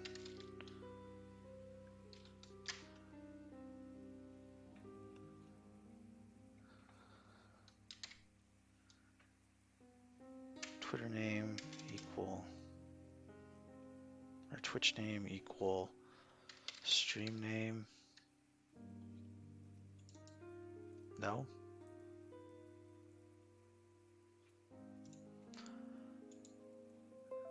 Why is it not letting me autocomplete that? That's weird. Stream name. Discord name equal Discord name. And Twitter name equal Twitter name. All right. So this will create that, and this one should just be this dot subscription equals subscription.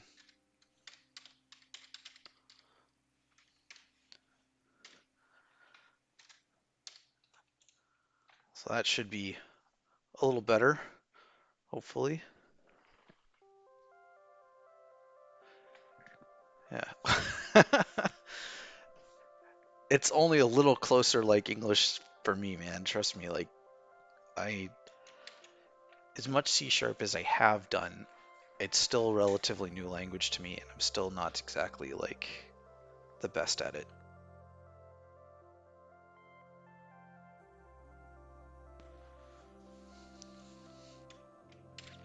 As is apparent by the fact that this is like the third time I've redone this data model. I think this is better.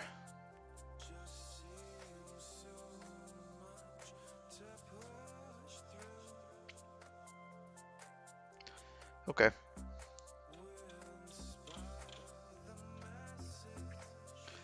Go back to updating this table. So What I should have is a list of Twitch subscription entries that'll have a subscription object on it. I can do some subscription comparison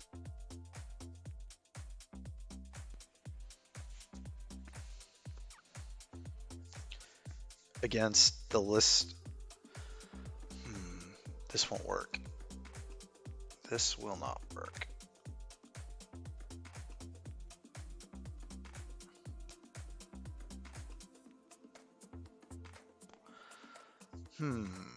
So the way that I had this is that the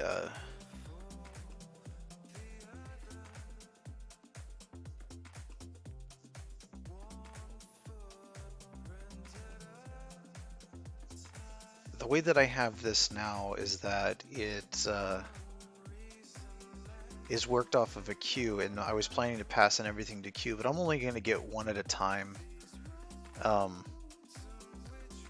So I think that I've got a better idea.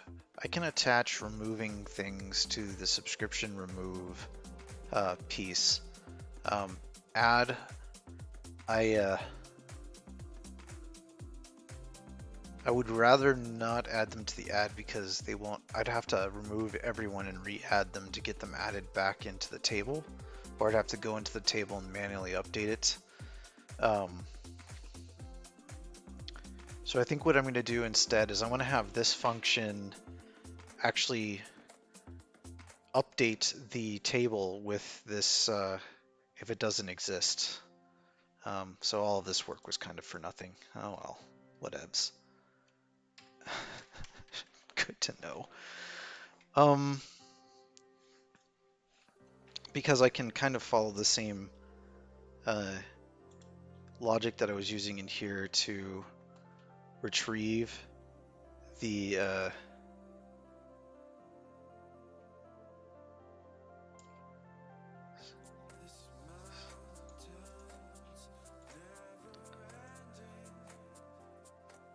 table operation. Yeah, so like I'm just gonna copy this. It's a lot of work that you have to do to do a simple lookup, or so to speak, simple lookup.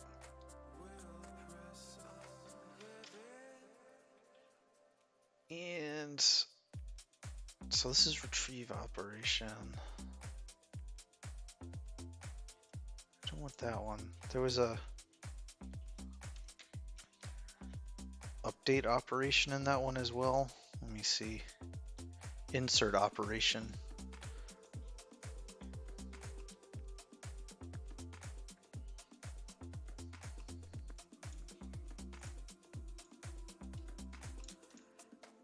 Let's try this. This will be fine.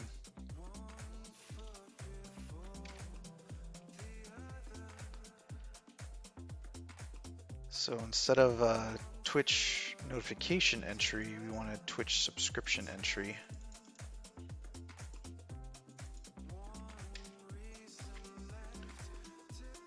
And instead of passing in all of this,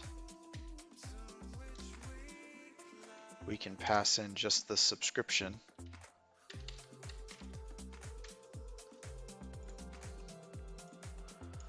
And I don't need this date time now. Inserts, I need the right table, so let me update this. Control H.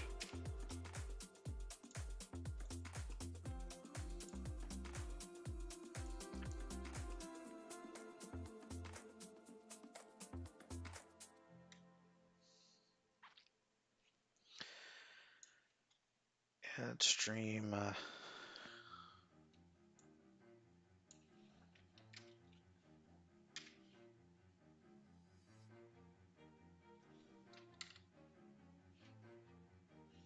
Not subscription table, it's subscription.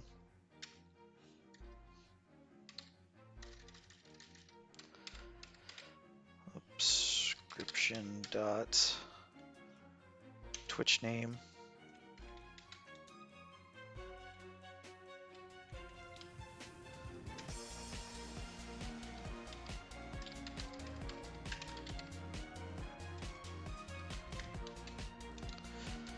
Subscription dot Twitter name.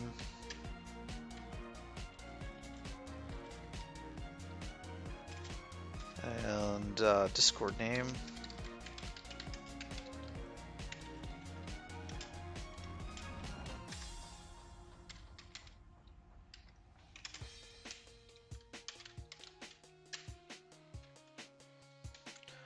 To table, subscription table.name. Good there. That's using system to the thing there so that gets done.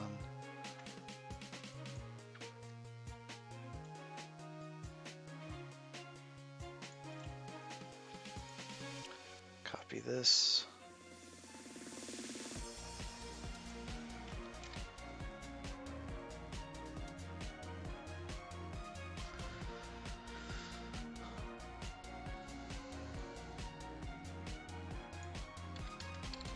And this doesn't need to be a warning anymore. This is just log information. Basically, if it already exists and I try to insert it, it'll throw an exception.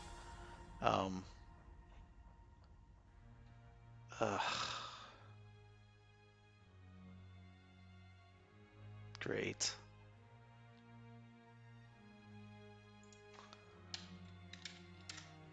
It's really, I was trying to dig through the how you deal with exceptions on this before, and I gave up. I was like, whatever, we're just going to assume that it already exists in here if we insert it and it fails. There should be some good way to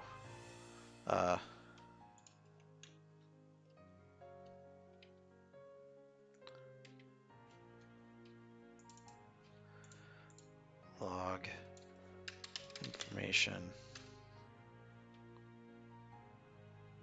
Does it have this overload? It looks like it does. That's awesome. So I'm just going to have to assume that an exception from here is the right kind. I can see if I did this. There was some, like...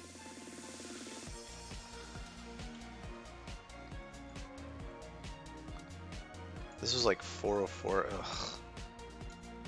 I really need to learn table exception handling and figure out the best way to deal with that. That's an exercise for another time. So what this will do is it'll go ahead and put these in the table if they're not there, and then that's all I really need to do on this one.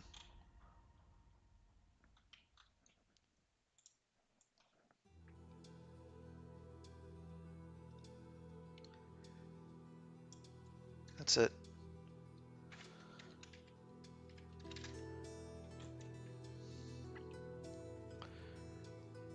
Let's see, I'm gonna add a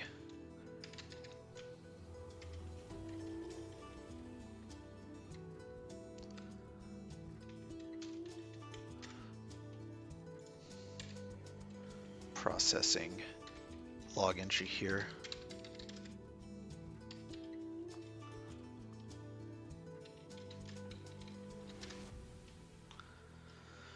All right, so update this message at the end here. So yeah, now this one will update the table and add them in every single time, and just ignore them if they're already added. And then on the remove, I can add a step to remove them from the table if they're already there.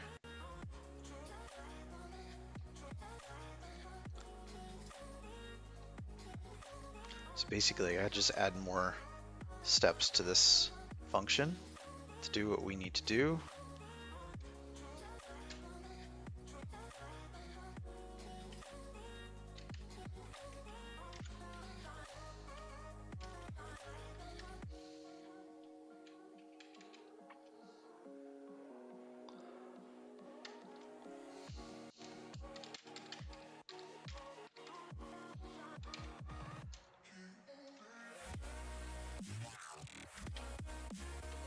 Nope, don't want that one duplicated.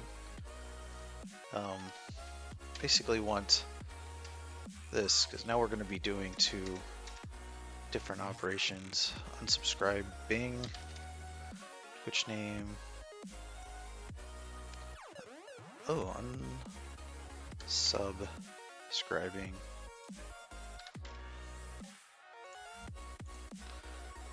Come on, fingers, type the right words. It's helpful. There we go. Alright, because I'm going to have another operation here to remove this from the table.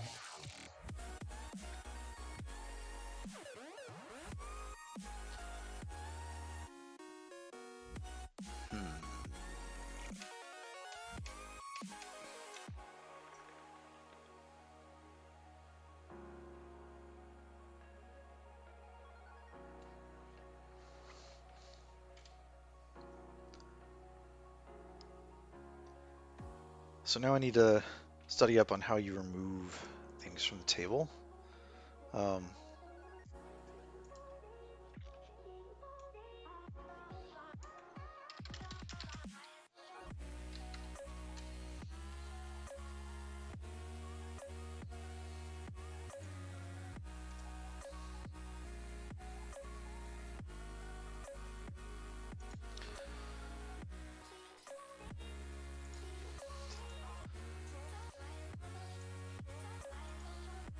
Figure this would be a pretty easy operation, right?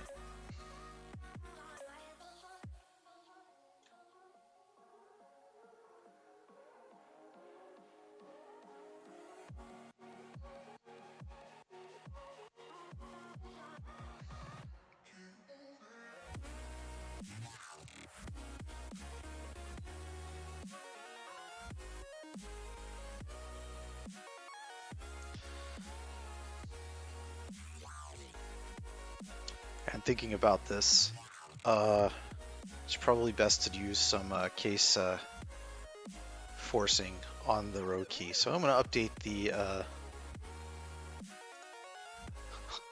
update this model for the subscription entry yet again. Row key I'm going to do 2 lower on it on these.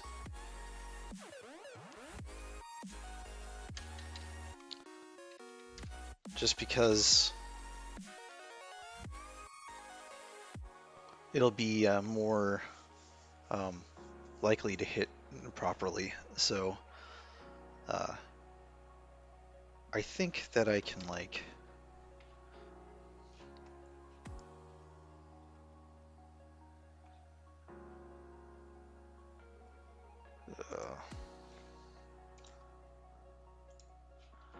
so going back here, partition key,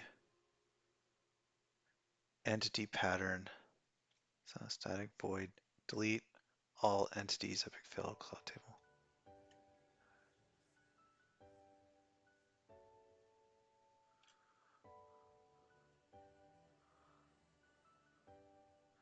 Combination of partition key and row key, you've got that.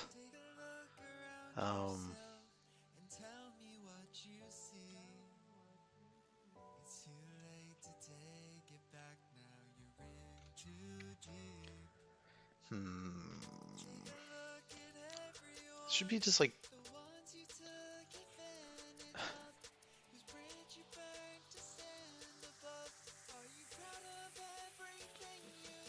table operation delete.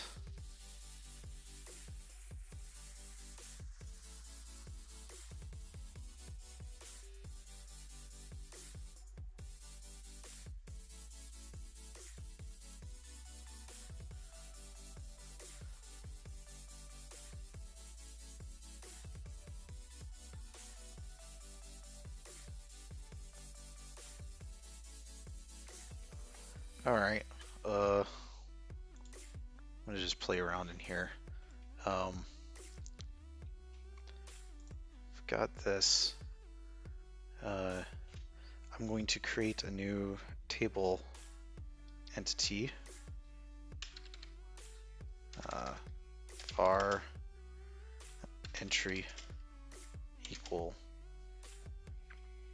new table. This is Twitch subscription table entry, and pass in the subscription object. And that will create a Twitch subscription entry for me. And now I need a var operation equal table operation. No? What's it called? Should be table operation.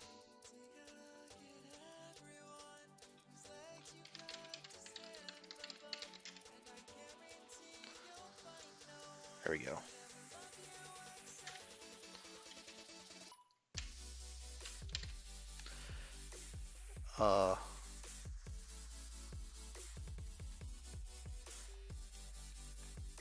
Can I just pass in the table entity? That's the only one that it takes in? Entry.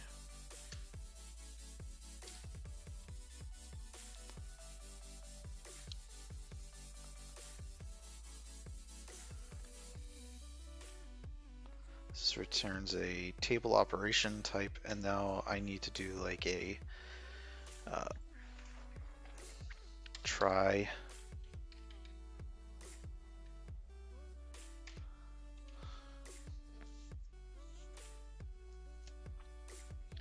on this, and I need to do await.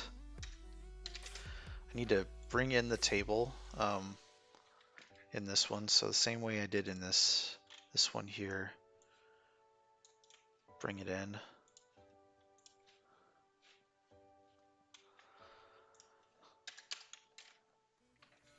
So I have this subscription table to work with.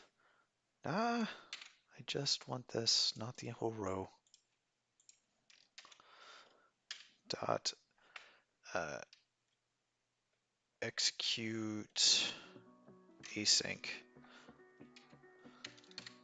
And it wants table operation, so I put operation. I'm going to rename this to delete row,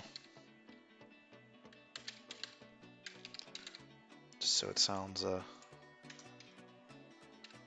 little more like it should be. So in theory that should do that. I'm just going to log the exception here. First I'm going to do log information here.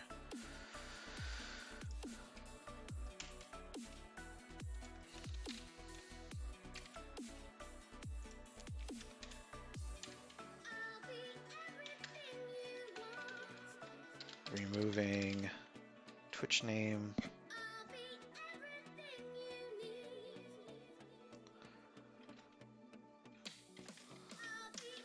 From table subscription table dot name.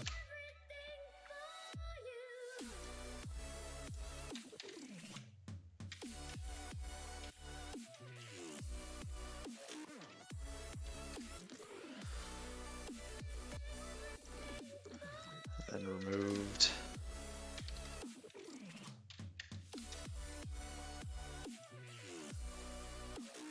log information.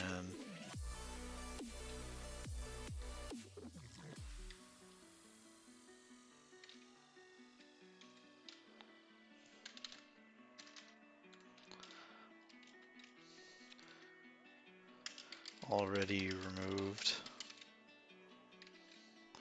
the question mark because it could be something else. We're going to log information on this with E. That's what I called it, right? System exception E. E, and then exception is what I'm just going to put as the message here. This one, I need to wrap this one in a try and catch and actually log an error.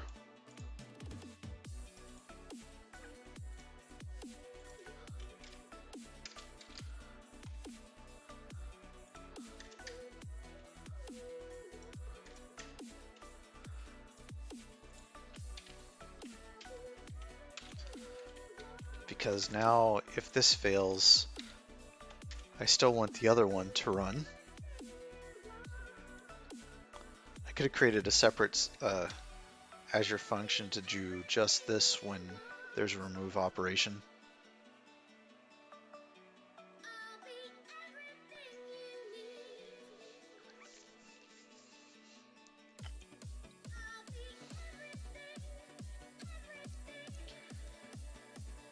This one we're gonna do exception removing from table and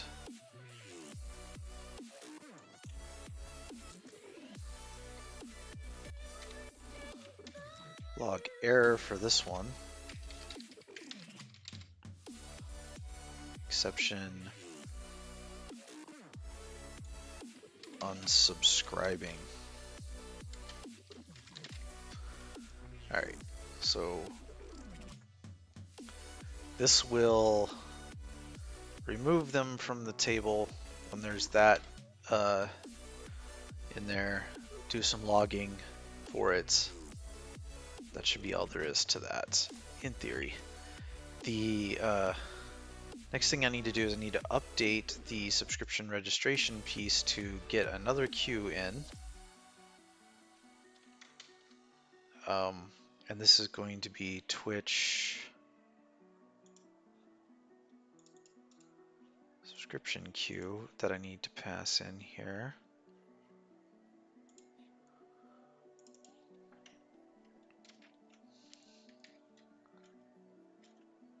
I'll just call this one Twitch subscriptions. You know, I could add that to the add one too. Like, it's such a simple operation. There's no reason for it to be separate.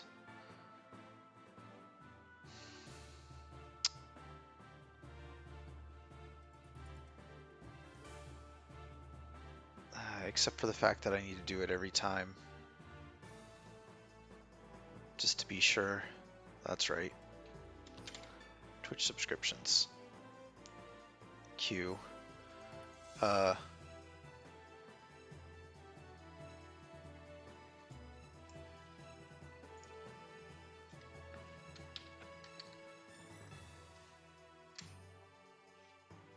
Maybe I just call it subscriptions.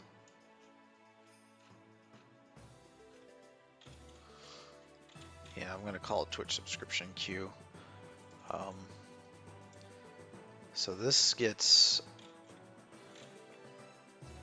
pretty much every single time the Twitch subscription registration is run, we put in the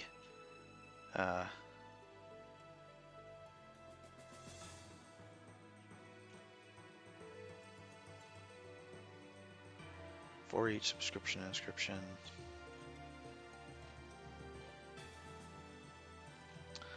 So basically all the subscriptions that come in, I need to queue it in this.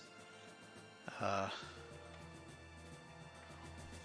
they get done pretty much every single time.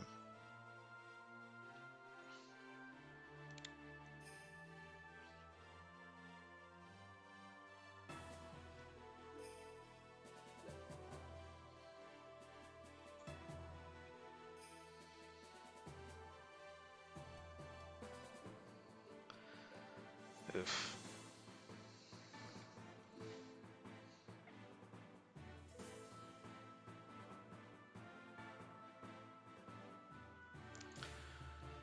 Twitch subscriptions is what I've got here that I need to go through.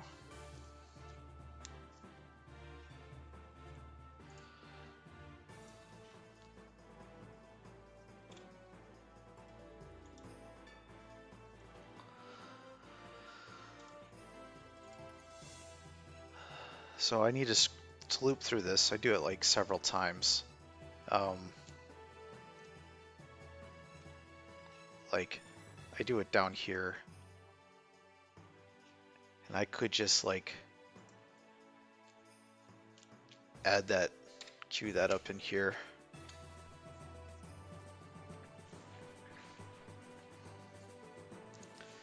So Twitch subscription queue dot add async. I need to do an await in front of this.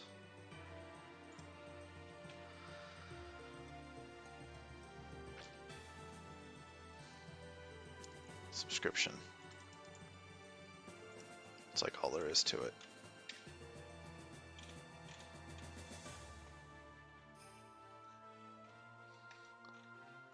Yeah, so that will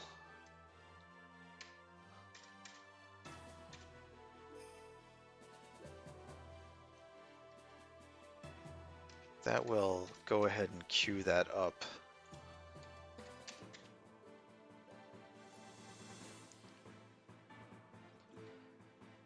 To fire off the other function. I'm not going to even log it. It's not worth logging. I get the information there.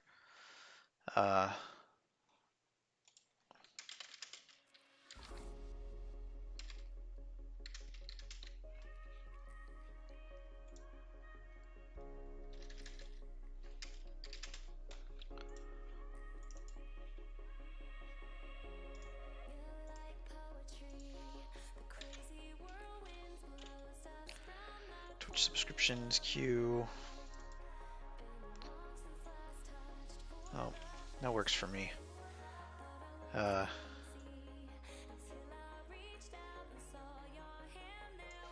Why not? I'll just go ahead and do this in here. Log information. The better to know that it was being done than not.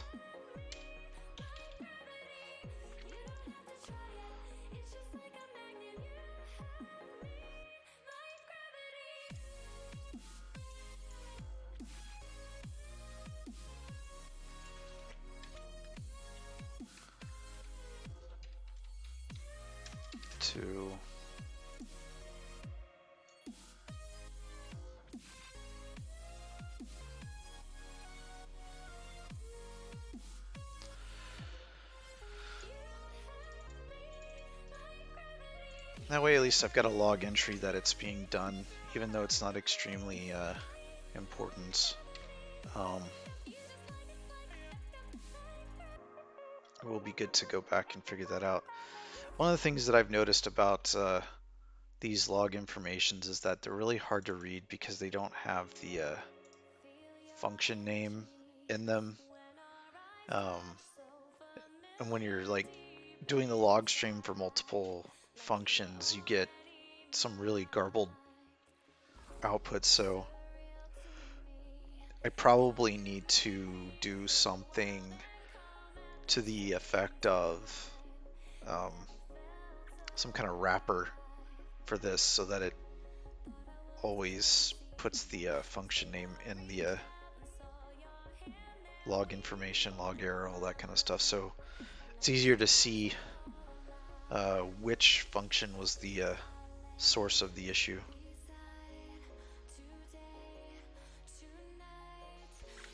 Or source of the log entry, not necessarily an issue. Okay, so this piece should all get the table updating and removing taken care of in theory.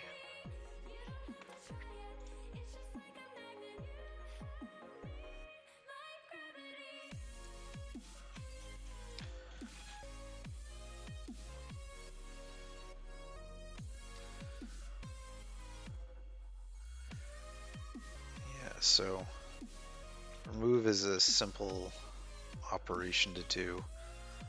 Well, no, but add is kind of difficult because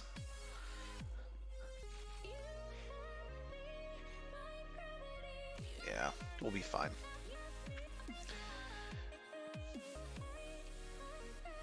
Ideally, if this was set up from the start to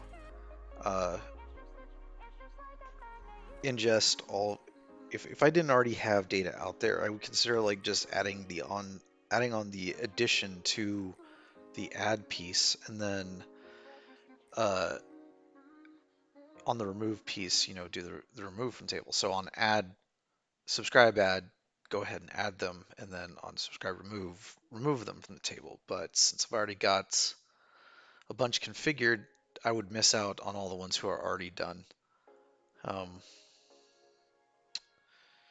Part of me thinks that what I should do is to unsubscribe from all of them and also resubscribe from all of them with the new one in place.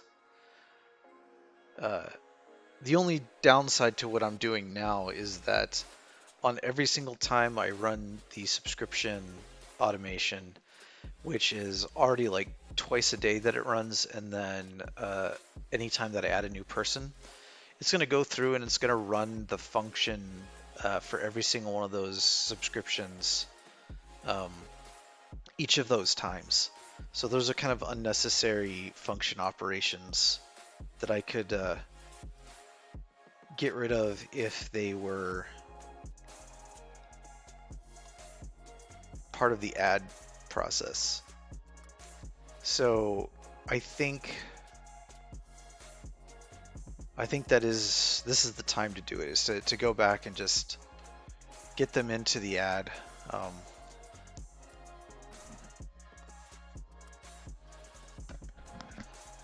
Should probably have separate add and remove functions for this, and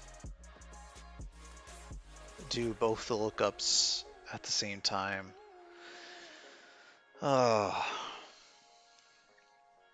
Really don't know what the best way to architect this is.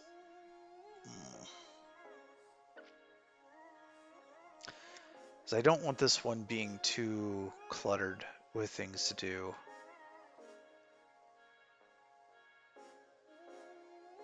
Could make a separate endpoint for this that works about the same way.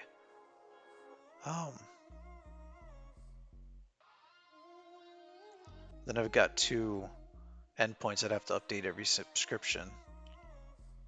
That's kind of a pain. I think that adding it to the add and remove is the right thing, and then I just have to do some kind of manual work. So instead of having this table update one here, we're going to add this into the add code. So we need to borrow this because we're going to need this inside the add one.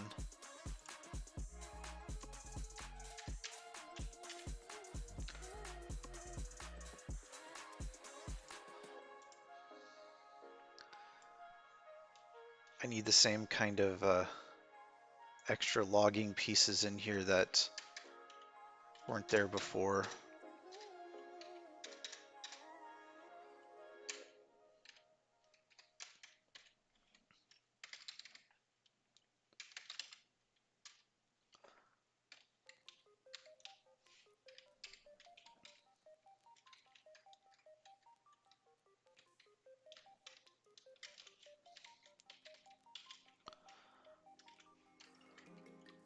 This one is subscribing.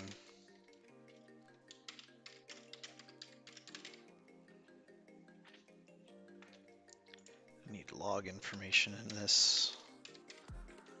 All right. Ooh. Interesting. All right.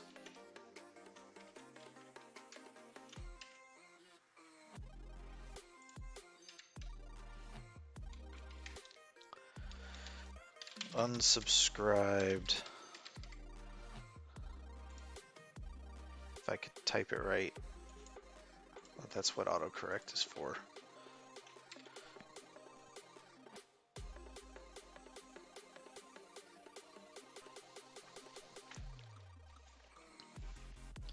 So this needs to get wrapped in try catch, which is very similar to what I did in this one.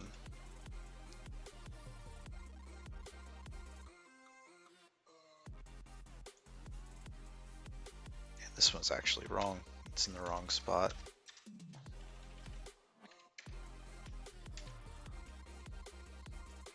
All right.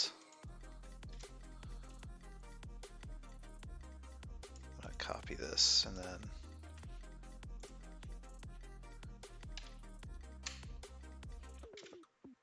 put this here. So this one, X, goes in and replaces these two lines here. And exception.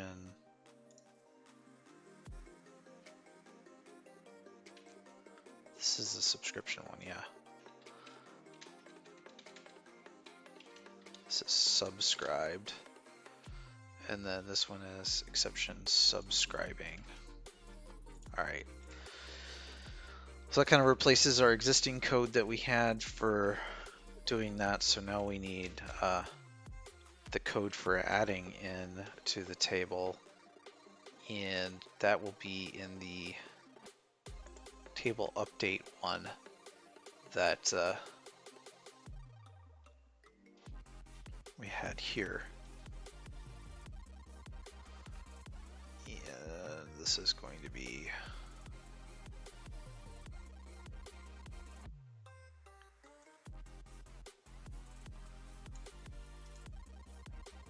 just copy this.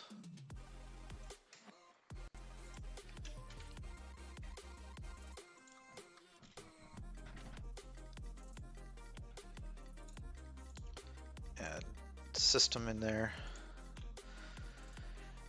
So it basically does all of that, does an insert operation, tries to logs if it's an error or whatever. Already added, question mark. And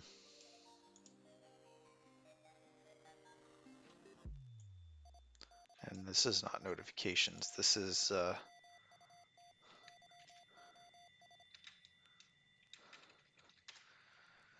right. Yep, that's processing stream name. I don't need this. It's not the right message. We need an adding.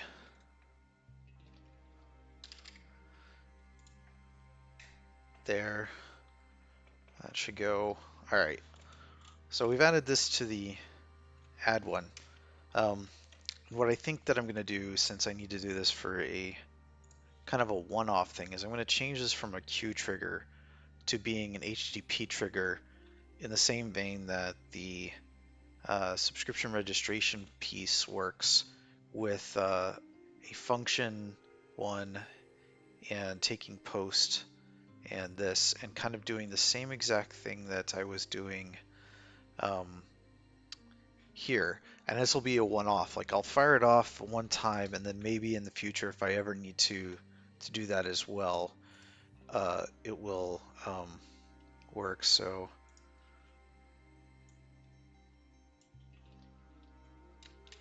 we're going to trick out a bunch of this though. It's going to have to go inside of a for each loop. So this piece here is going to go inside a for each loop.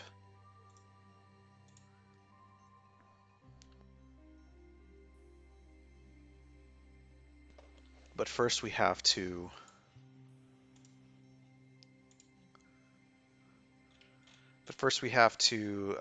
do some conversion just like we do inside the registration one. Var read request body as string counts response equals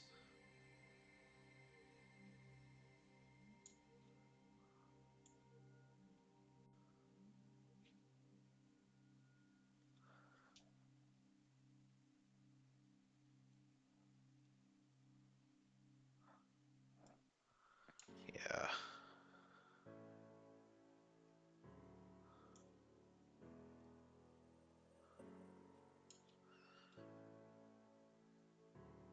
Twitch subscription, which one is that? Why does this look backwards? Okay.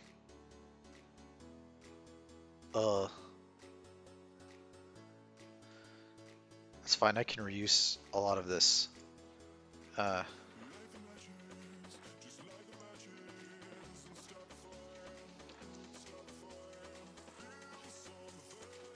this one. Go back to the table updates.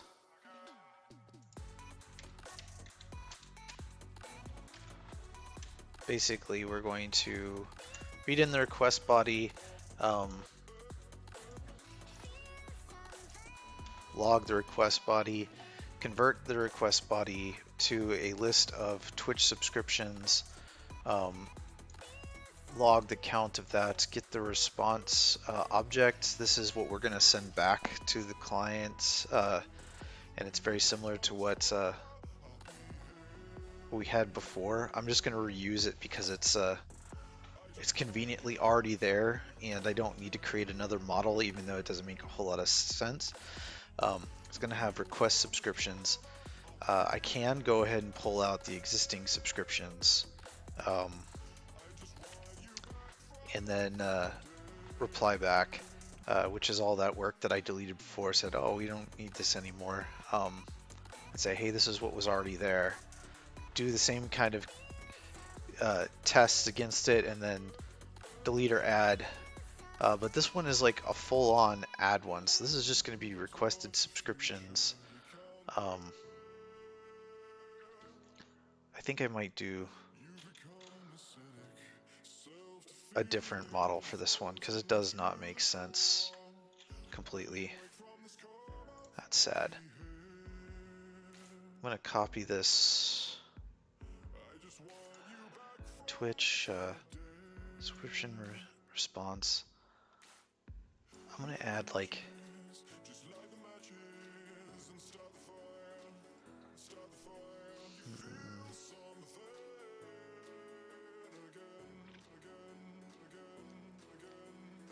yeah, I need a different model. This one is close, but it's not like what I would do completely given it. So what am I going to call this one? I'm going to call this one table registration.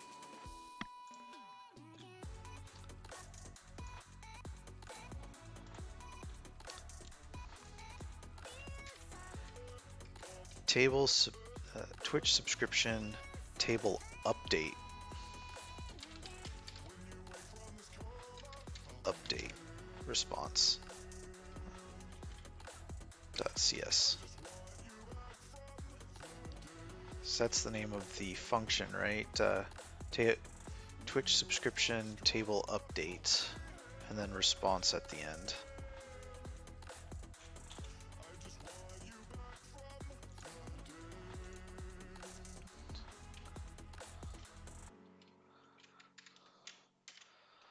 Response. If I look at not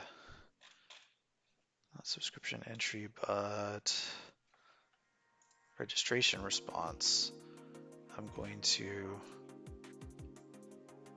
rip this off and change it.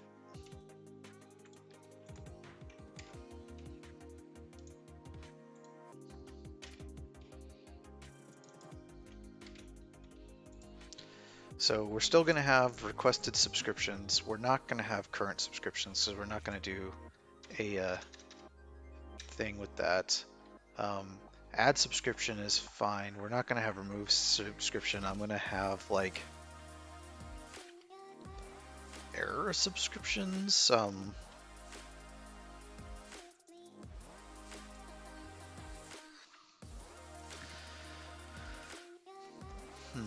trying to think of like what a good thing for this. So add ones are going to be ones that are like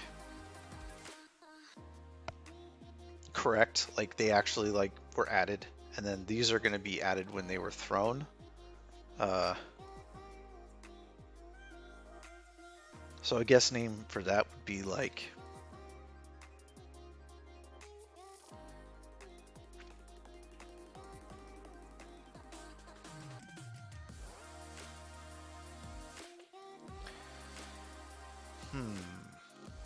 not remove subscription, issue subscriptions, already. I'm just going to call these issue subscriptions. Have to check logs to see why they failed. I could like probably include a more complex object in here with the exceptions and whatever, but I just don't care. It's not, this is like something that I'll run very rarely, if ever. So run this one. So instead of a Twitch subscription registration response, this is going to be a Twitch subscription table update response. And set the response requested subscriptions to this response dot add subscriptions is going to be a new list of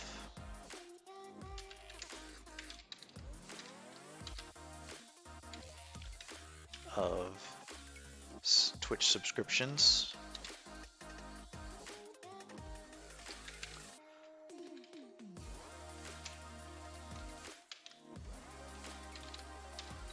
And issue subscriptions is going to be the same.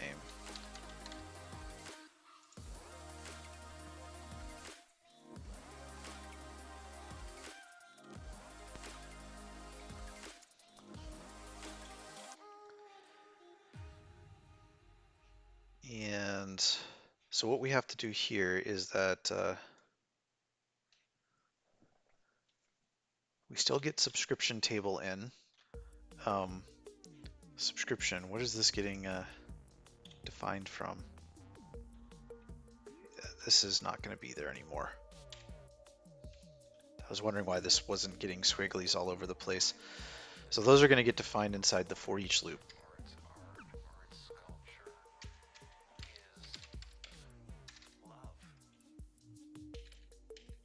For each var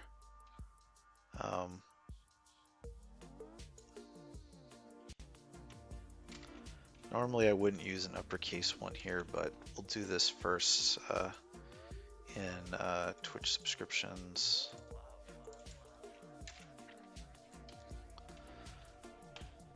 And then move this into the for each body. Same logic, just looped. Since we're going to pass in all of the subscriptions and try to add them.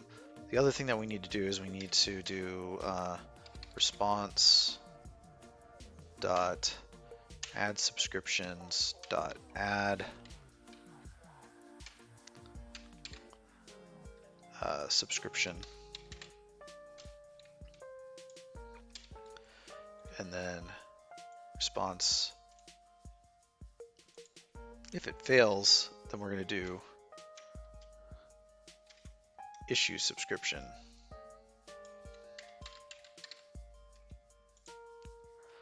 And that way we can get the issue subscriptions now we need to actually return that result, and I'm pretty sure that I just do return OK object response string, so I have to actually do this.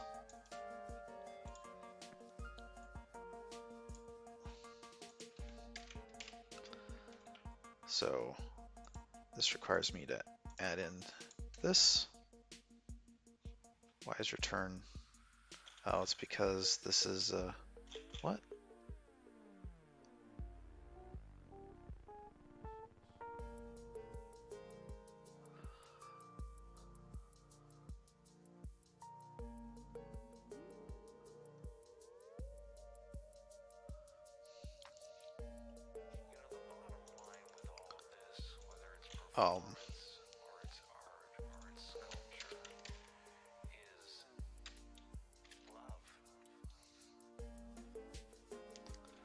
I don't know if that works. Oh, it looks like it works.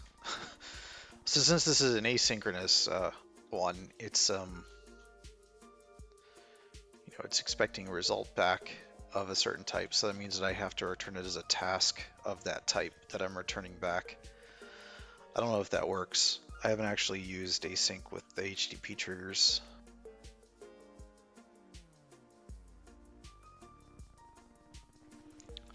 I'm not even sure if it's a good idea to do these as asynchronous from a HTTP trigger, but who cares? It's fine. All right, so this provides us an HTTP endpoint that requires function authentication to update all the to basically fill out the table. So this is a one-time task or a one-off task that you do pretty rarely. Like for some reason the table is completely out of sync and not everyone was added properly or something like that. You run this and then everyone gets added, and then after that, all the other regular operations for add and remove will do these. Will do these, so that's fine. So we actually don't need that queue anymore for that. So we no longer need this queue. So we're not actually going to use it for anything. We can remove it from our deployment JSON.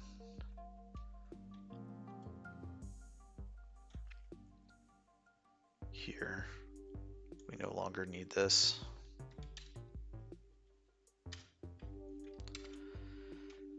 And we also need to remove the piece out of here. So we no longer need to take in that this queue.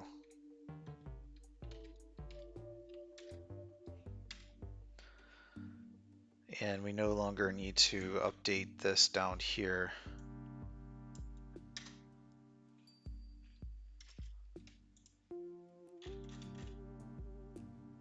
Task I action results. That's probably better. So this one is already doing the async, so I'll just update this here. Makes more sense. Okay. So we're no longer queuing up on that. We no longer listen to a queue on this. Is now an HTTP trigger. The subscription registration piece no longer does anything there. Let me look at the code changes here. Yes, we're removing the Twitch subscriptions queue. We no longer need that. It's no longer in the storage definition.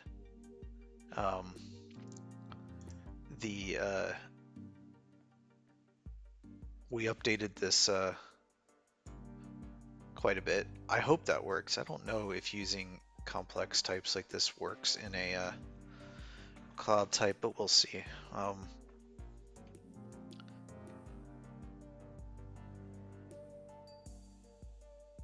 This table here, this table,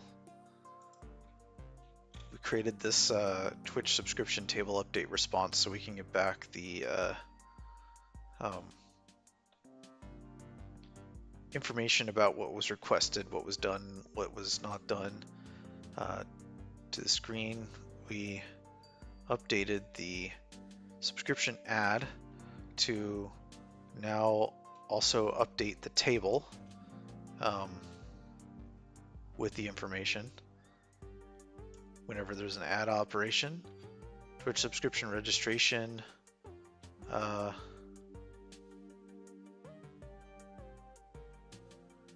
can actually revert this change. It's not needed. So there's no change in this, I don't think, right? Like,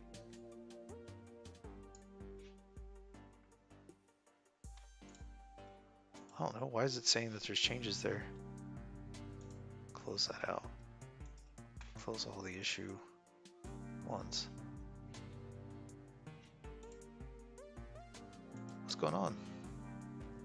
It still says that there's changes on this one, but I don't see any listed. So I'm just gonna revert, discard changes. There shouldn't be any changes in that one. It doesn't do anything. Add, remove, and this one's doing a delete operation, delete row, subscription table update.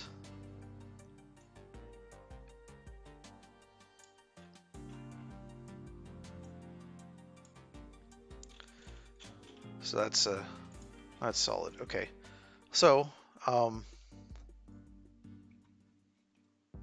got all of these.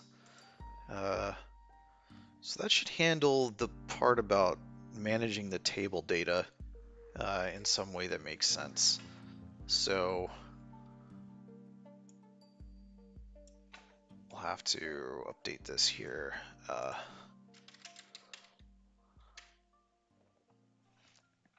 gonna add this new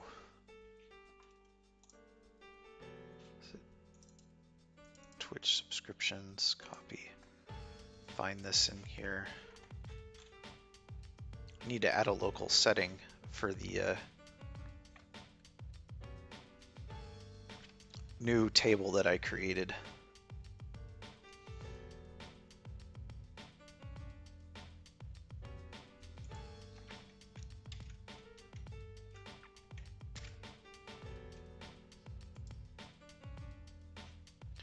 Yeah, it's called this.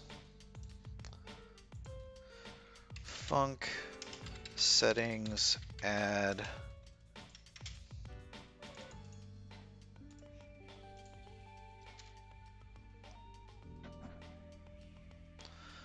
so that adds that setting. I don't know if I have this one or not, but I'm going to go ahead and add it.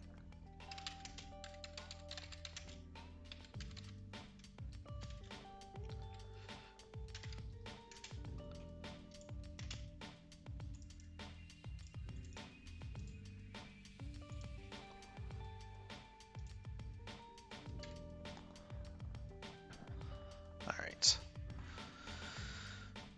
So I've got a local setting there. I'm doing that because I'm going to want to do a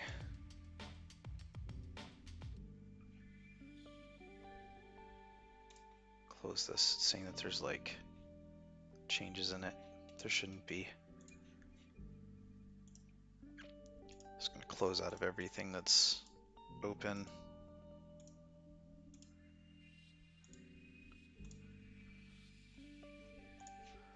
Come back here. All the changes are staged, everything is closed, so I'm going to do a new commit here, and I don't really call this. This is like add table management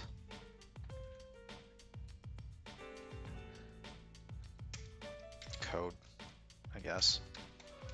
I hope that's descriptive enough that I remember what I did there. Let's update that. Do func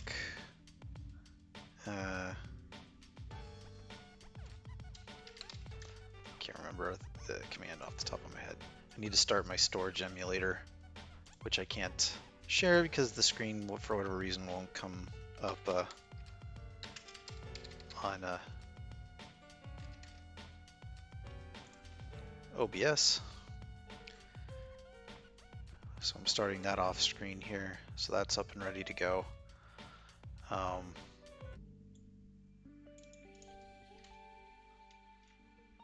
It's running. That's good.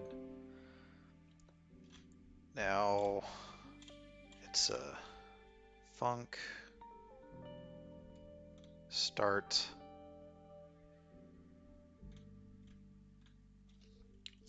help.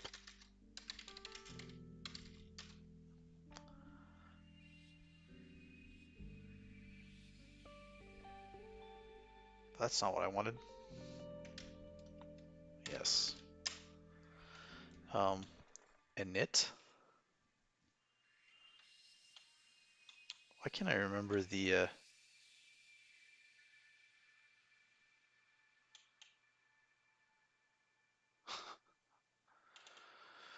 oh, it's not init because that creates a new one. Func. It's not deploy. Pretty sure it was start.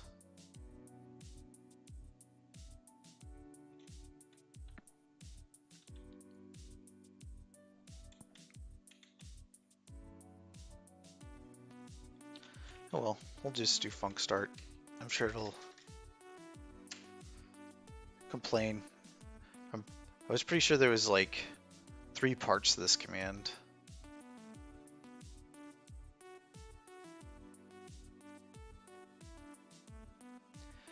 All right, well, there's no obvious failures on startup. So I wonder how function keys work on.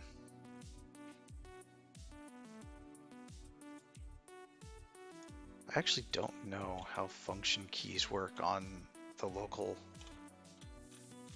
runtime. Maybe you don't need them.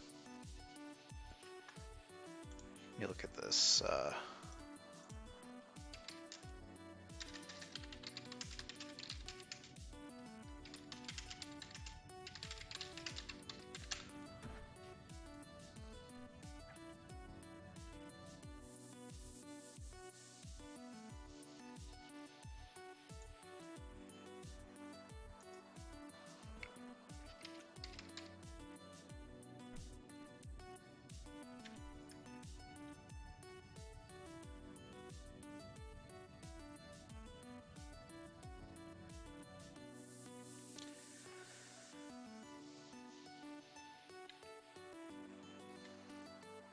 Huh. Might not need it. I was just doing some Googling there. So this is the endpoint that we created to do kind of the full update there. So what I'm going to do is I'm going to try doing a post to it of that entire body. I think that I have a very similar thing for in my scripts, the registering subscriptions, invoke Twitch subscription registration. I think this one is very much the same thing.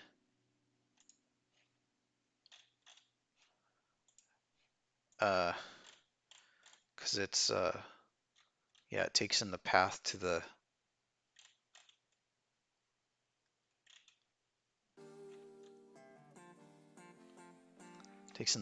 file and then runs this. So I'm gonna just kind of copy this, paste, and rename it to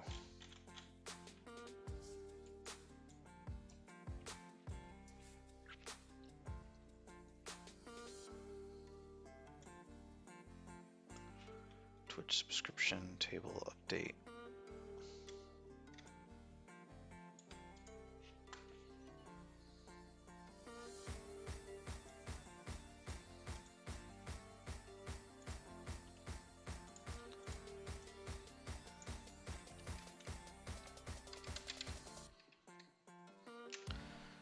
So we do this, rename this here, so I can grab this and rename this function here. And for now,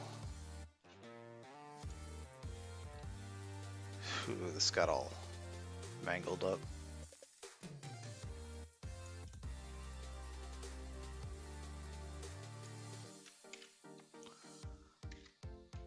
This is the name here, copy this down here, do this.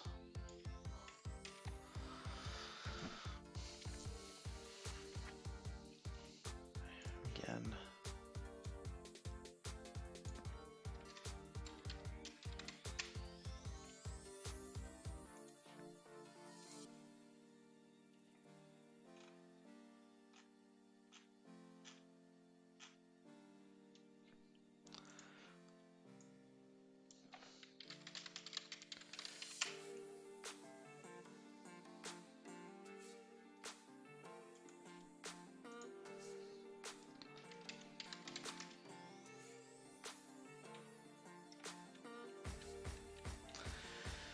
Yeah, I'm really hoping that I don't need any kind of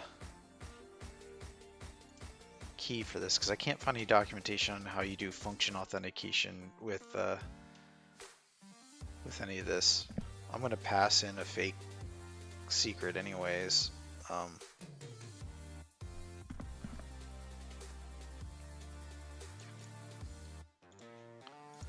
Just to see.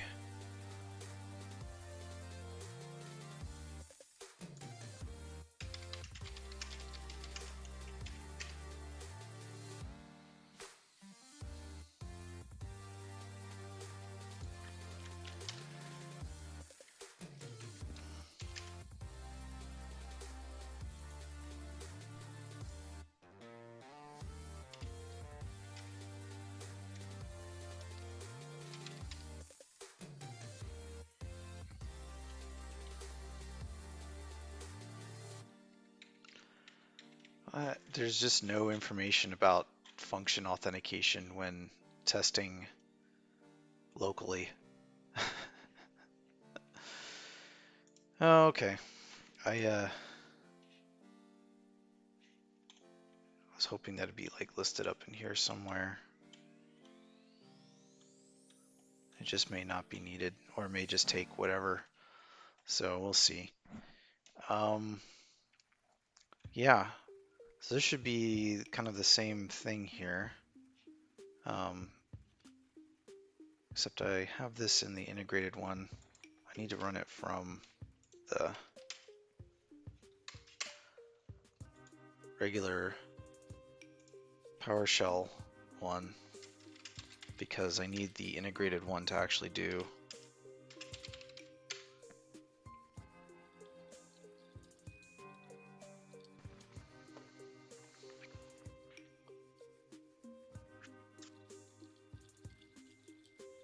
Do I get, sorry, I'm just now seeing there was a chat message in here about, do I get nervous that most DevOps seems to be Linux focused?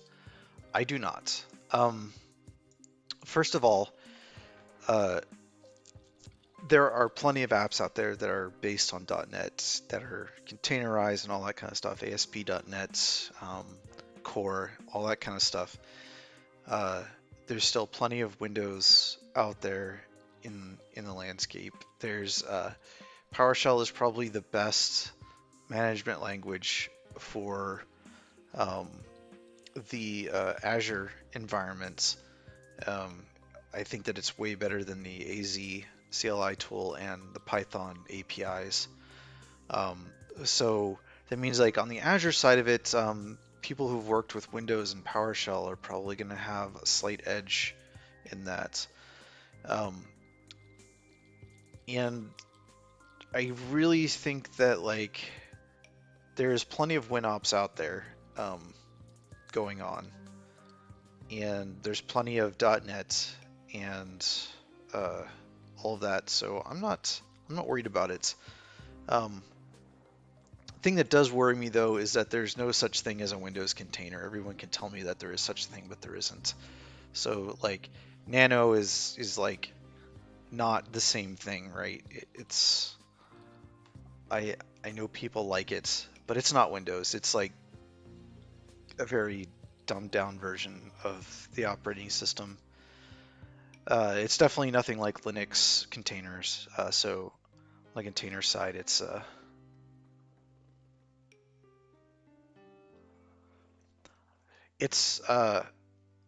first of all, most folks. Let's be careful with that. Uh, I don't know, right? Like there's no one out there like taking um, a full landscape of DevOps because like you kind of mentioned about the whole uh, Linux thing. So like they don't even like try Windows and .NET shops, even though Windows and .NET shops are absolutely doing DevOps. Um, so like they just skipped them because oh well DevOps is your Linux containers, right? It's not. So like Terraform is probably being used in Azure shops as well, uh, but they're definitely going to be heavier used on the Linux shops. And there are plenty of Linux shops out there that have said, no to Terraform, and have stuck with CloudFormation for AWS. I'm not as familiar with Google Cloud to really say enough about that, but I do know quite a few uh, organizations who are even on the Linux and AWS side and using that stack who have said no to Terraform. Um, so it's Terraform isn't the solution for everyone. It's not great for everything. But yeah, it probably does have a decent market share and it's probably big. But I haven't seen numbers and it's really hard to tell because anyone who does bring this up doesn't have complete information in my opinion. They're not asking everyone, right? So I always see these numbers and they look impressive because their sample sets are wrong, I think. I don't think that they're representative of all DevOps shops out there.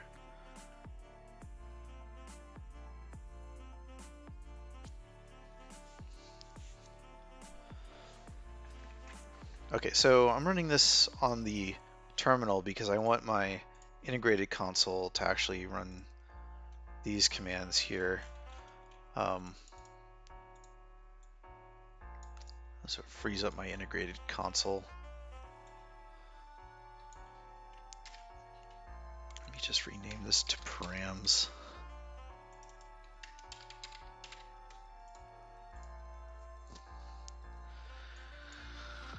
Well, this isn't going to harm anything, so I'm not too worried about that, but I do need to change directory back to here and run this.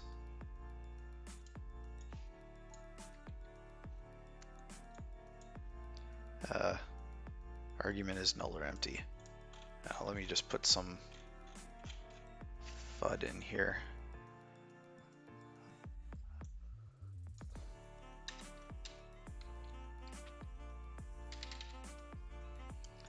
I don't know what it wants. Alright, so I got some kind of result back. Let me look at it. Let me look at the console here, see what happened.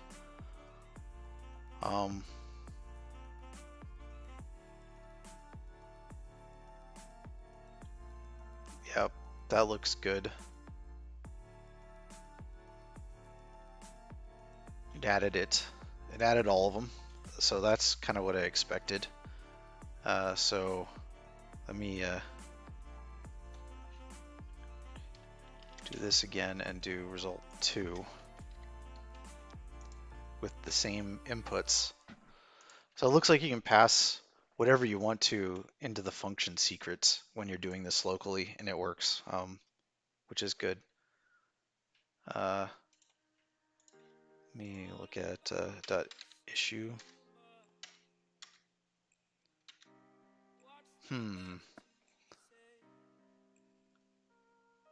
This gave me back the wrong.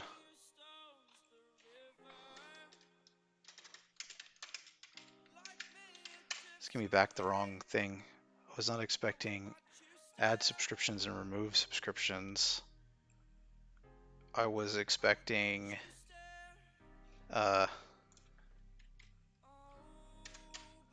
issue subscriptions. So did I not save that or something?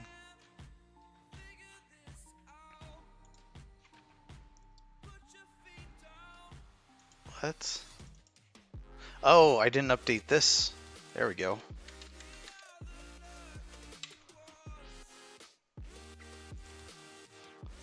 Okay.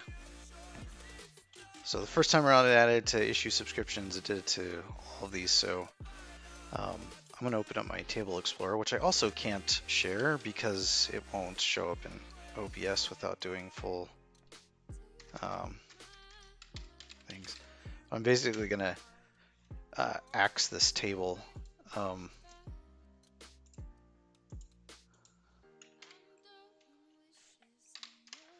So that it no longer exists.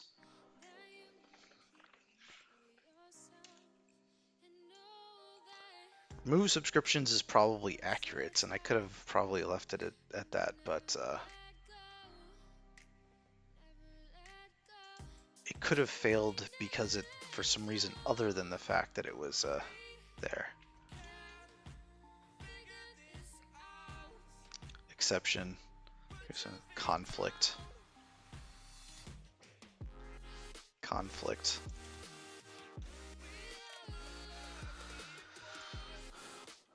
At some point, I really do need to look at the exception handling on tables and queues.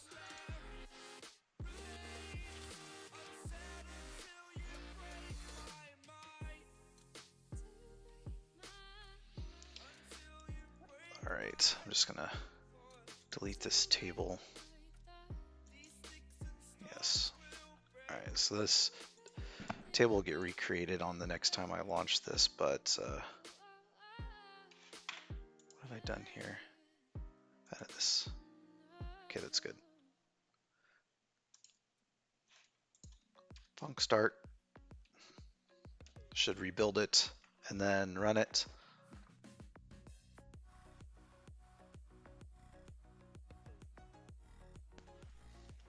So another reason why I'm not worried about the whole Linux focus of DevOps is that anyone who's doing DevOps can move between stacks pretty easily anyways. Once you start learning about the actual like automation side of DevOps and what's going on with that, it's pretty universal and the things are there. And as I was saying earlier in the stream, that automation is kind of a generalized concept, and once you learn how automation works and you become an expert at automation, the actual APIs and technologies that you're automating become irrelevant. So I'm pretty confident that I could pick up Linux DevOps skills just as easily. Um, yeah, I'd have to brush off my Python and get better at that, or um, learn Terraform a little better than ARM or CloudFormation. Uh, but I've already seen myself that going between these stacks is not too difficult. Um, and DevOps kind of prides itself on nurturing and creating masters of generalization and being generalists. So I'm personally not too worried about it. Anybody who's like stuck in a specific stack and not looking over the wall at other stacks might worry. If your focus isn't automation heavy, you might worry, but um, I think in general, no. I really don't think that it's something anyone needs to be afraid of. Oh, get out of here. All right, so I'm going to run result and result FL. It added all of them. And I'm going to run this again, and it should say issue on all of them. Yep, issue subscriptions. All right, so minor visual mess up there due to the JSON property not being right, but this looks like it's right. Can't really show the table.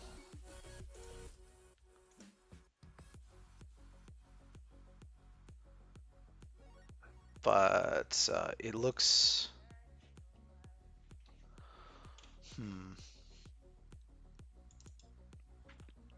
there's no data in it.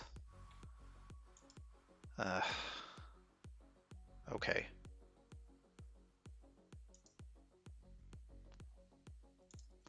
So it's not adding a subscription key, a subscription column or whatever property that's updated with the information in the thing. So I think I need to go back on my design and change that.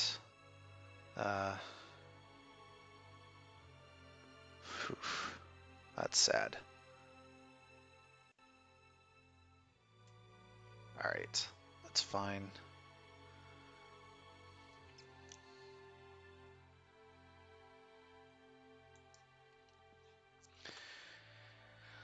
Again, sorry I can't show you the table thing. It just doesn't show up here. So let me go in here.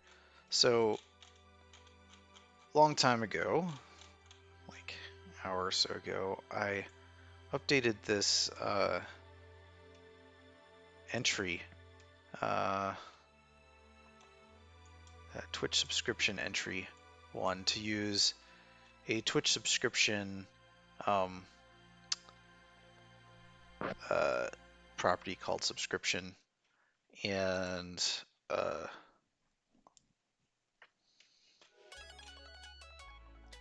it looks like this needs to have the actual names on it. So I need to go back to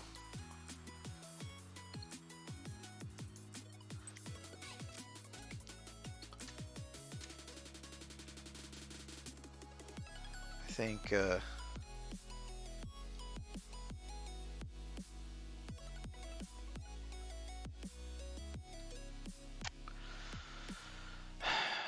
yeah, that sucks. I just gotta suck it up and do public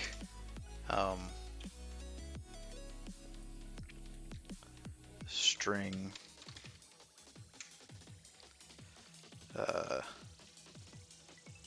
Twitch name equal get nope. I'm pretty sure I really did mean get set. I've got an equal in there, that's why. Get set Twitch name, Discord name,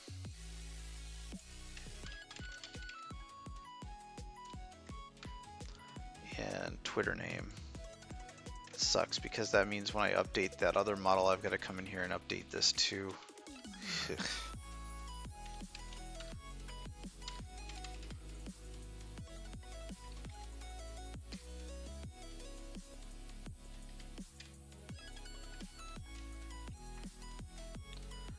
So this subscription no longer gets done.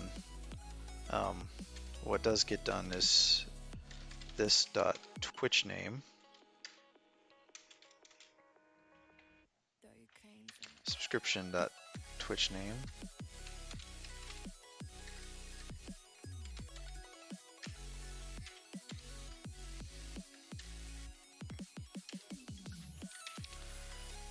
same for Discord name and Discord name and Twitter name and Twitter name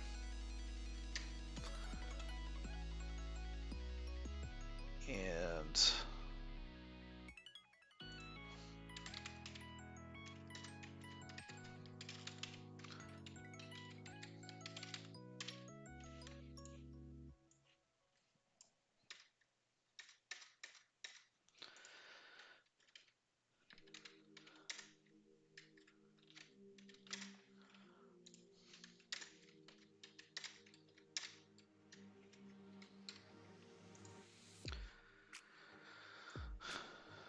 okay.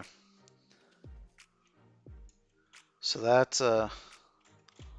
should fix that. I'm going to stop the function, kill the table,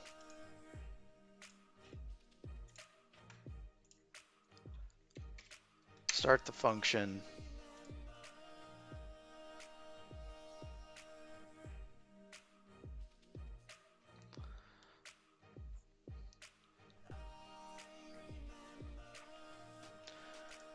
run this line,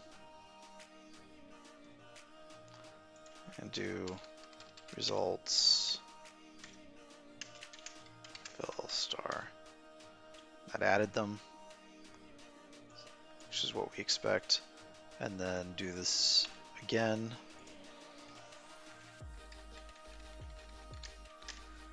And it's doing the issue, so we're good. Let me look at the table and see if it's got the right data I expect in it now. It does. So now it has their Twitch name, Discord name, and Twitter name.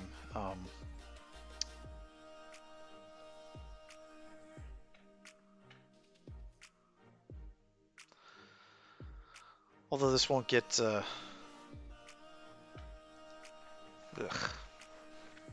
this won't always be accurate.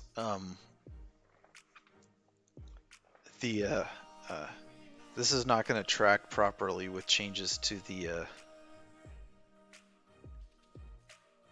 actual thing, because I'd have to do that every single time, is either update it or insert it on every single time and make sure it's correct.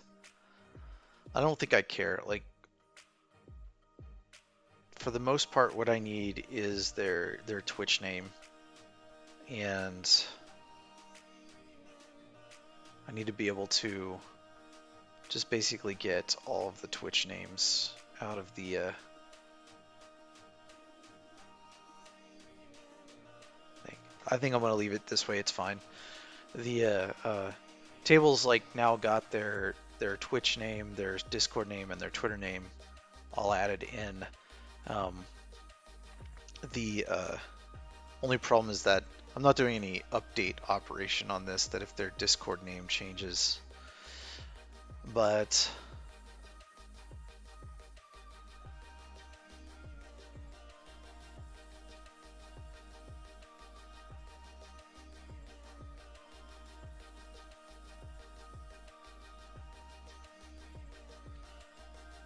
I'm trying to think about this.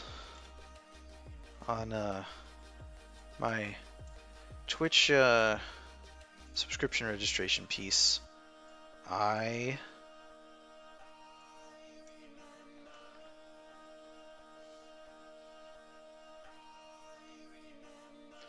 look it up based off of the Twitter name, Discord name, and Twitch name. And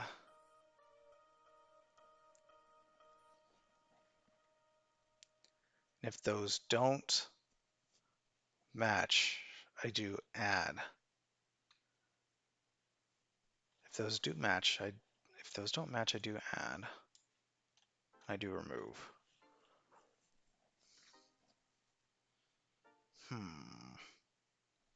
Maybe it will.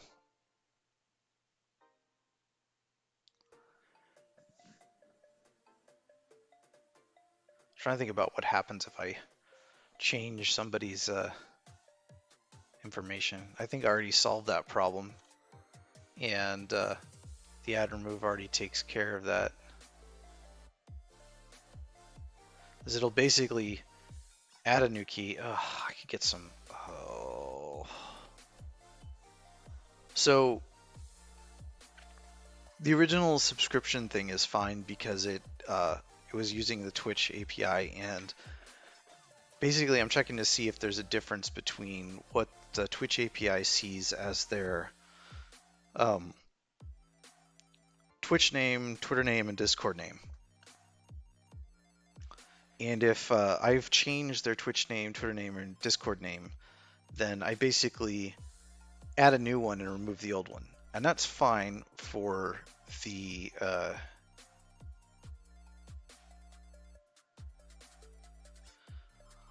it's fine for the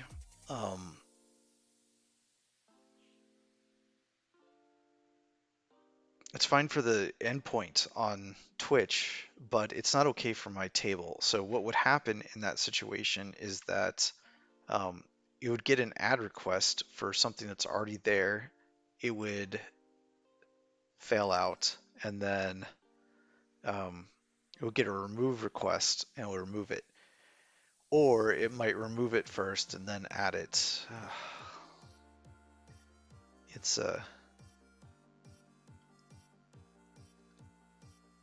this is tricky.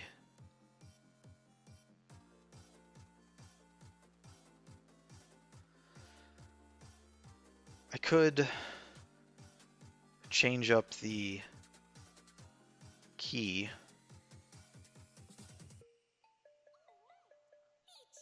I'm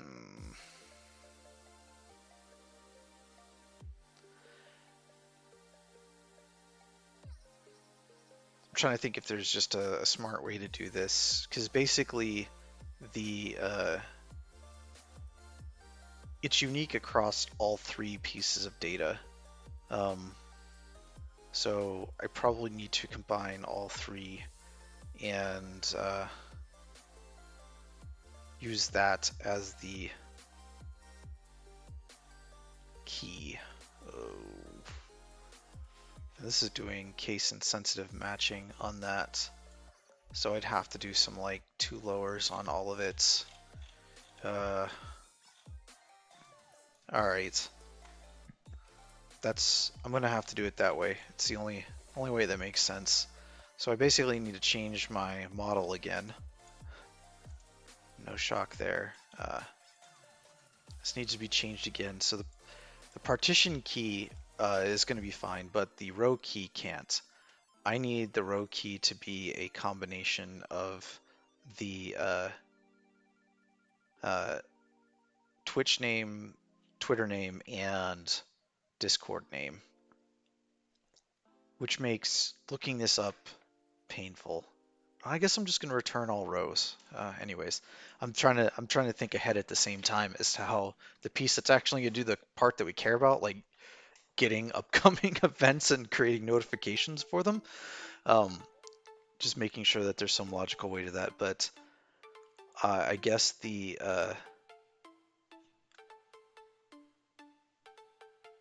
partition key and row key don't matter so much in that because I'm just going to have to pull in all rows in that anyways.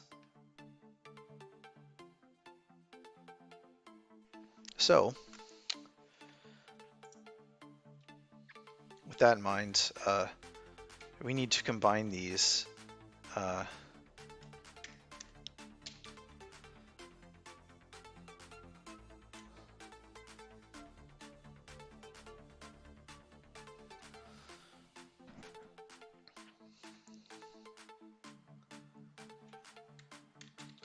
And I'm going to do this like this. I'm going to put a pipe in between these.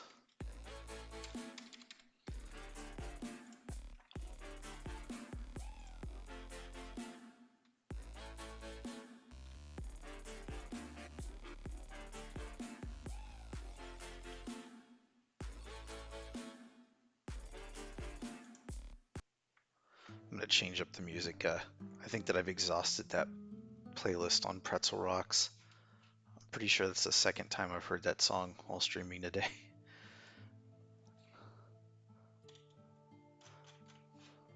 Try something different.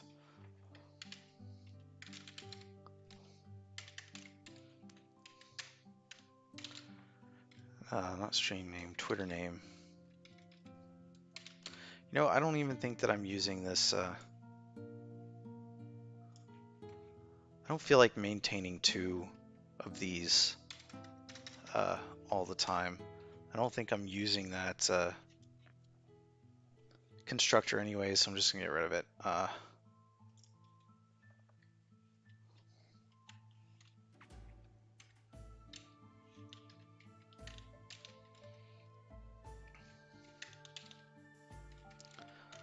So I'm basically gonna combine these with bars around them. Make sure they're two lowered.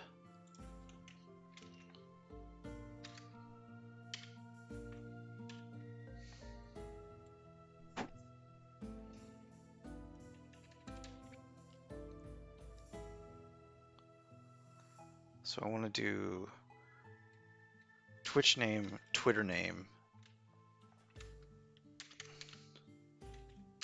and then Discord name.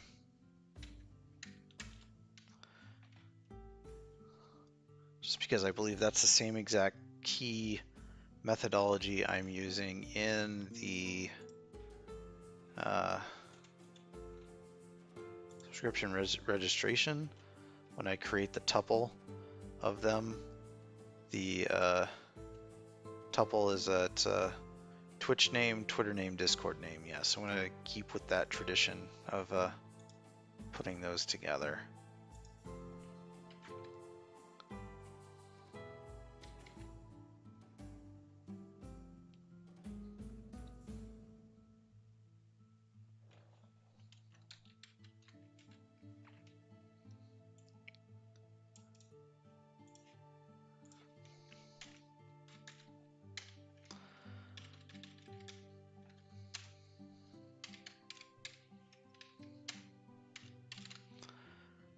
Alright, so that'll now be the row key, and that way it's unique to their information there.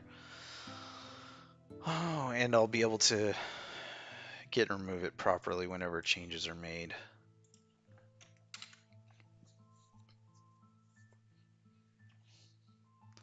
Let me just make sure I'm doing case insensitive matching on my tuple.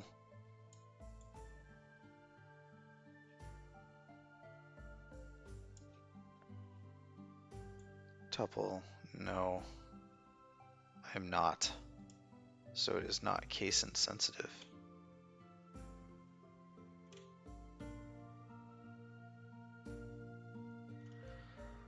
Oh, okay. Well, that solves that problem.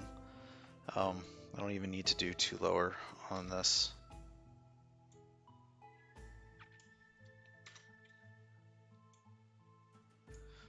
It sees a case change as something new, so that's fine by me.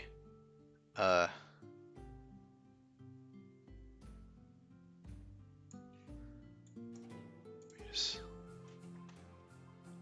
back this again. Just double check the dictionary. The dictionary and the tuples are not case case sensitive, so we will keep case sensitivity here in the row key as well.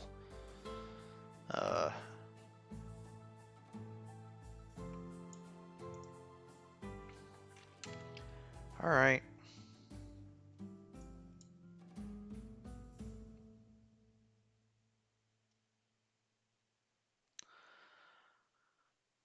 Let's try this again. Just make sure my changes make sense.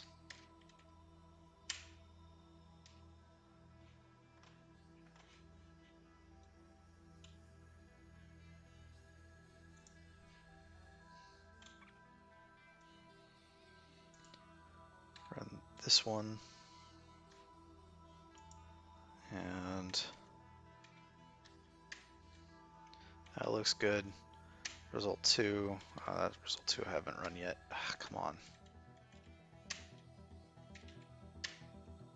That looks right. Look quickly at the table.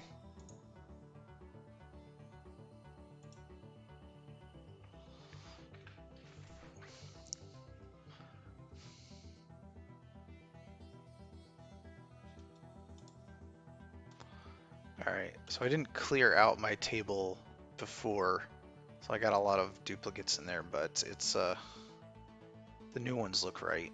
So I'm gonna have to real quickly do this. Control C, yes, axe the table, which I should have done last time. Func start.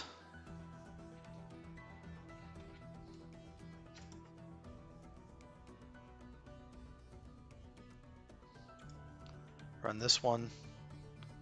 Run this one.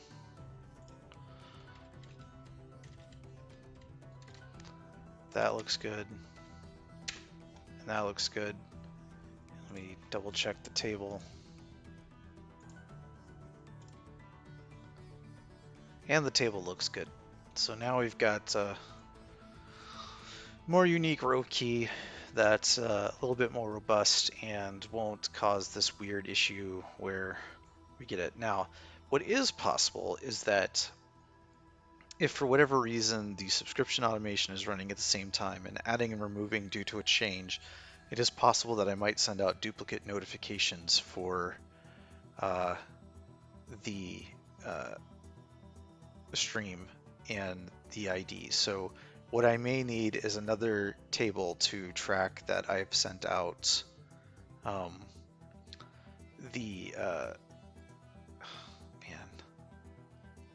I think that I'm going to leave that edge case be. It should be pretty rare. There's a lot that has to happen. Like, I have to be doing a change on an existing user who subscribed. The automation for checking for events has to run at the same time, and the user that happens to be in the middle of a change needs to have an upcoming event for that to happen. I mean, that's a lot to that's quite a few hoops to jump through that don't require so much extra development around, in my opinion. I think that I can deal without that. I can engineer around it by um, ensuring that for a specific event ID, since I plan to do a 24-hour, a 1 week, a 24-hour, and a 1 hour notification, I could make sure that when I do send out a 24-hour notification, I set true on that, and then hopefully it wouldn't get again. But even that wouldn't be perfect because it's still possible for those two functions to run in parallel that are sending out the notification due to the double entry of the user in the table. I mean, that is a lot of like what ifs that at this point I don't care. Like, I'm not going to worry about it. It's such an edge case. What I do need to do is fix this up so that it works with the right API.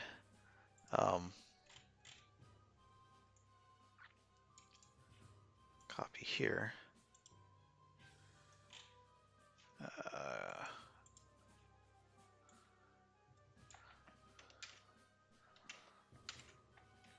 Control-S, function secret equals env function secrets. I think that's what I have in the other one. Function code.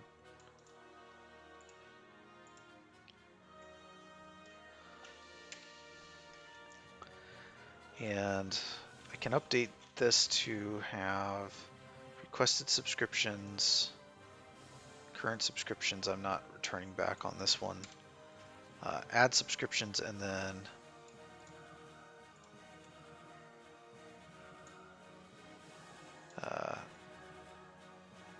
this is added.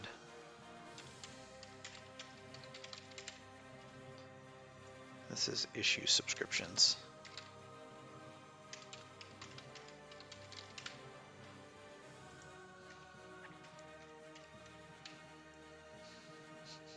I chose the Epic channel on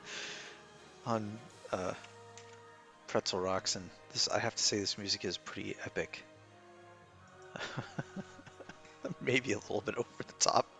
I feel like I should be doing something a lot more interesting than this. Anyways, we're good there. This I plan to only use locally anyways. It's not something that will get used up